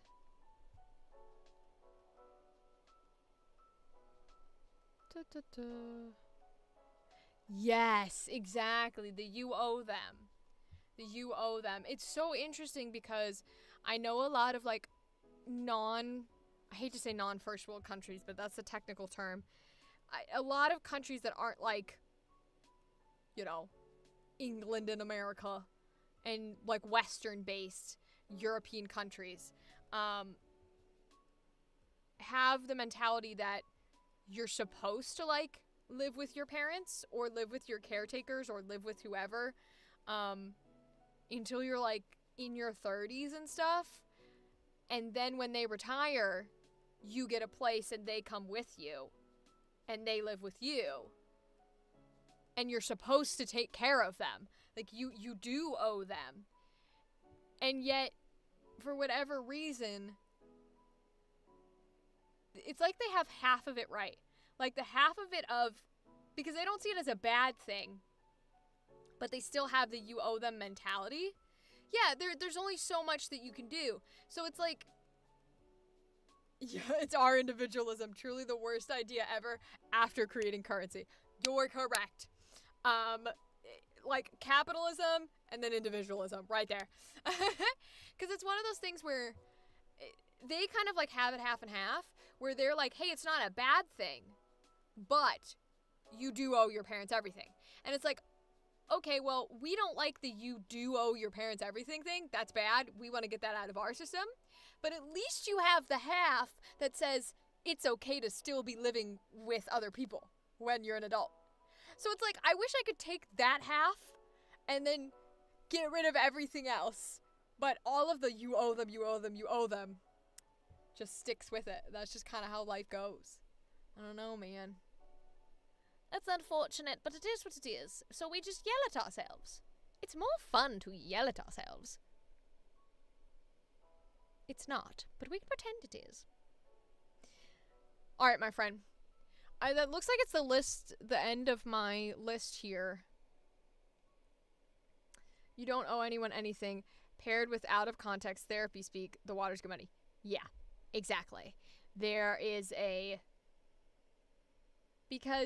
there is a point when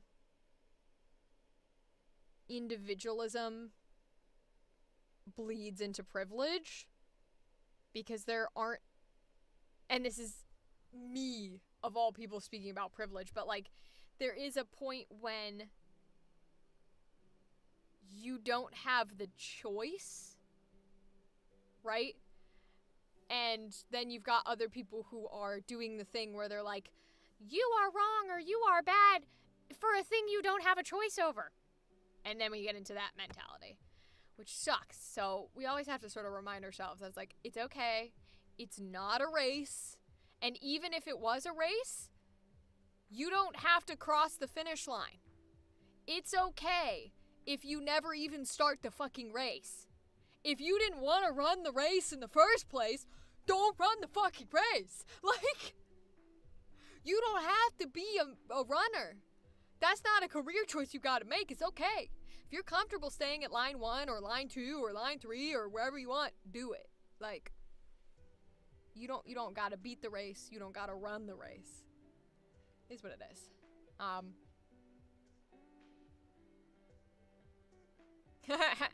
don't have to give this homeless person money. It's my self-care day and I want Starbucks. Yep. Yeah, that's part of it too. Or the, look at me. I'm giving this homeless person money. Smile for the camera, right? There's that too. There's so many facets of things that scan this whole sort of section of territory. It's what it is. But we've had a beautiful discussion about this. And I love when you stop in my streams. I hope you don't have class tomorrow. Because it's late. Regardless, I hope you get sleep. Oh my god. Well, you can tell all your teachers that it's okay if you're tired or you're late. Because I kept you up. I'm sure they'll get a kick out of that one. Oh, you can tell them it's my fault. Except for, I guess, if you have any that don't know me, they might not find it funny. But the ones who know me... Okay. Alright, my friend. Thank you for stopping in. Genuinely, it's really nice to have people to talk to. And I appreciate you very much and all the hard work that you fucking do. Yeah. I will talk to you. I was gonna say I'll see you next week, but like, I just talk to you daily. Like, what? Goodbye, my friend.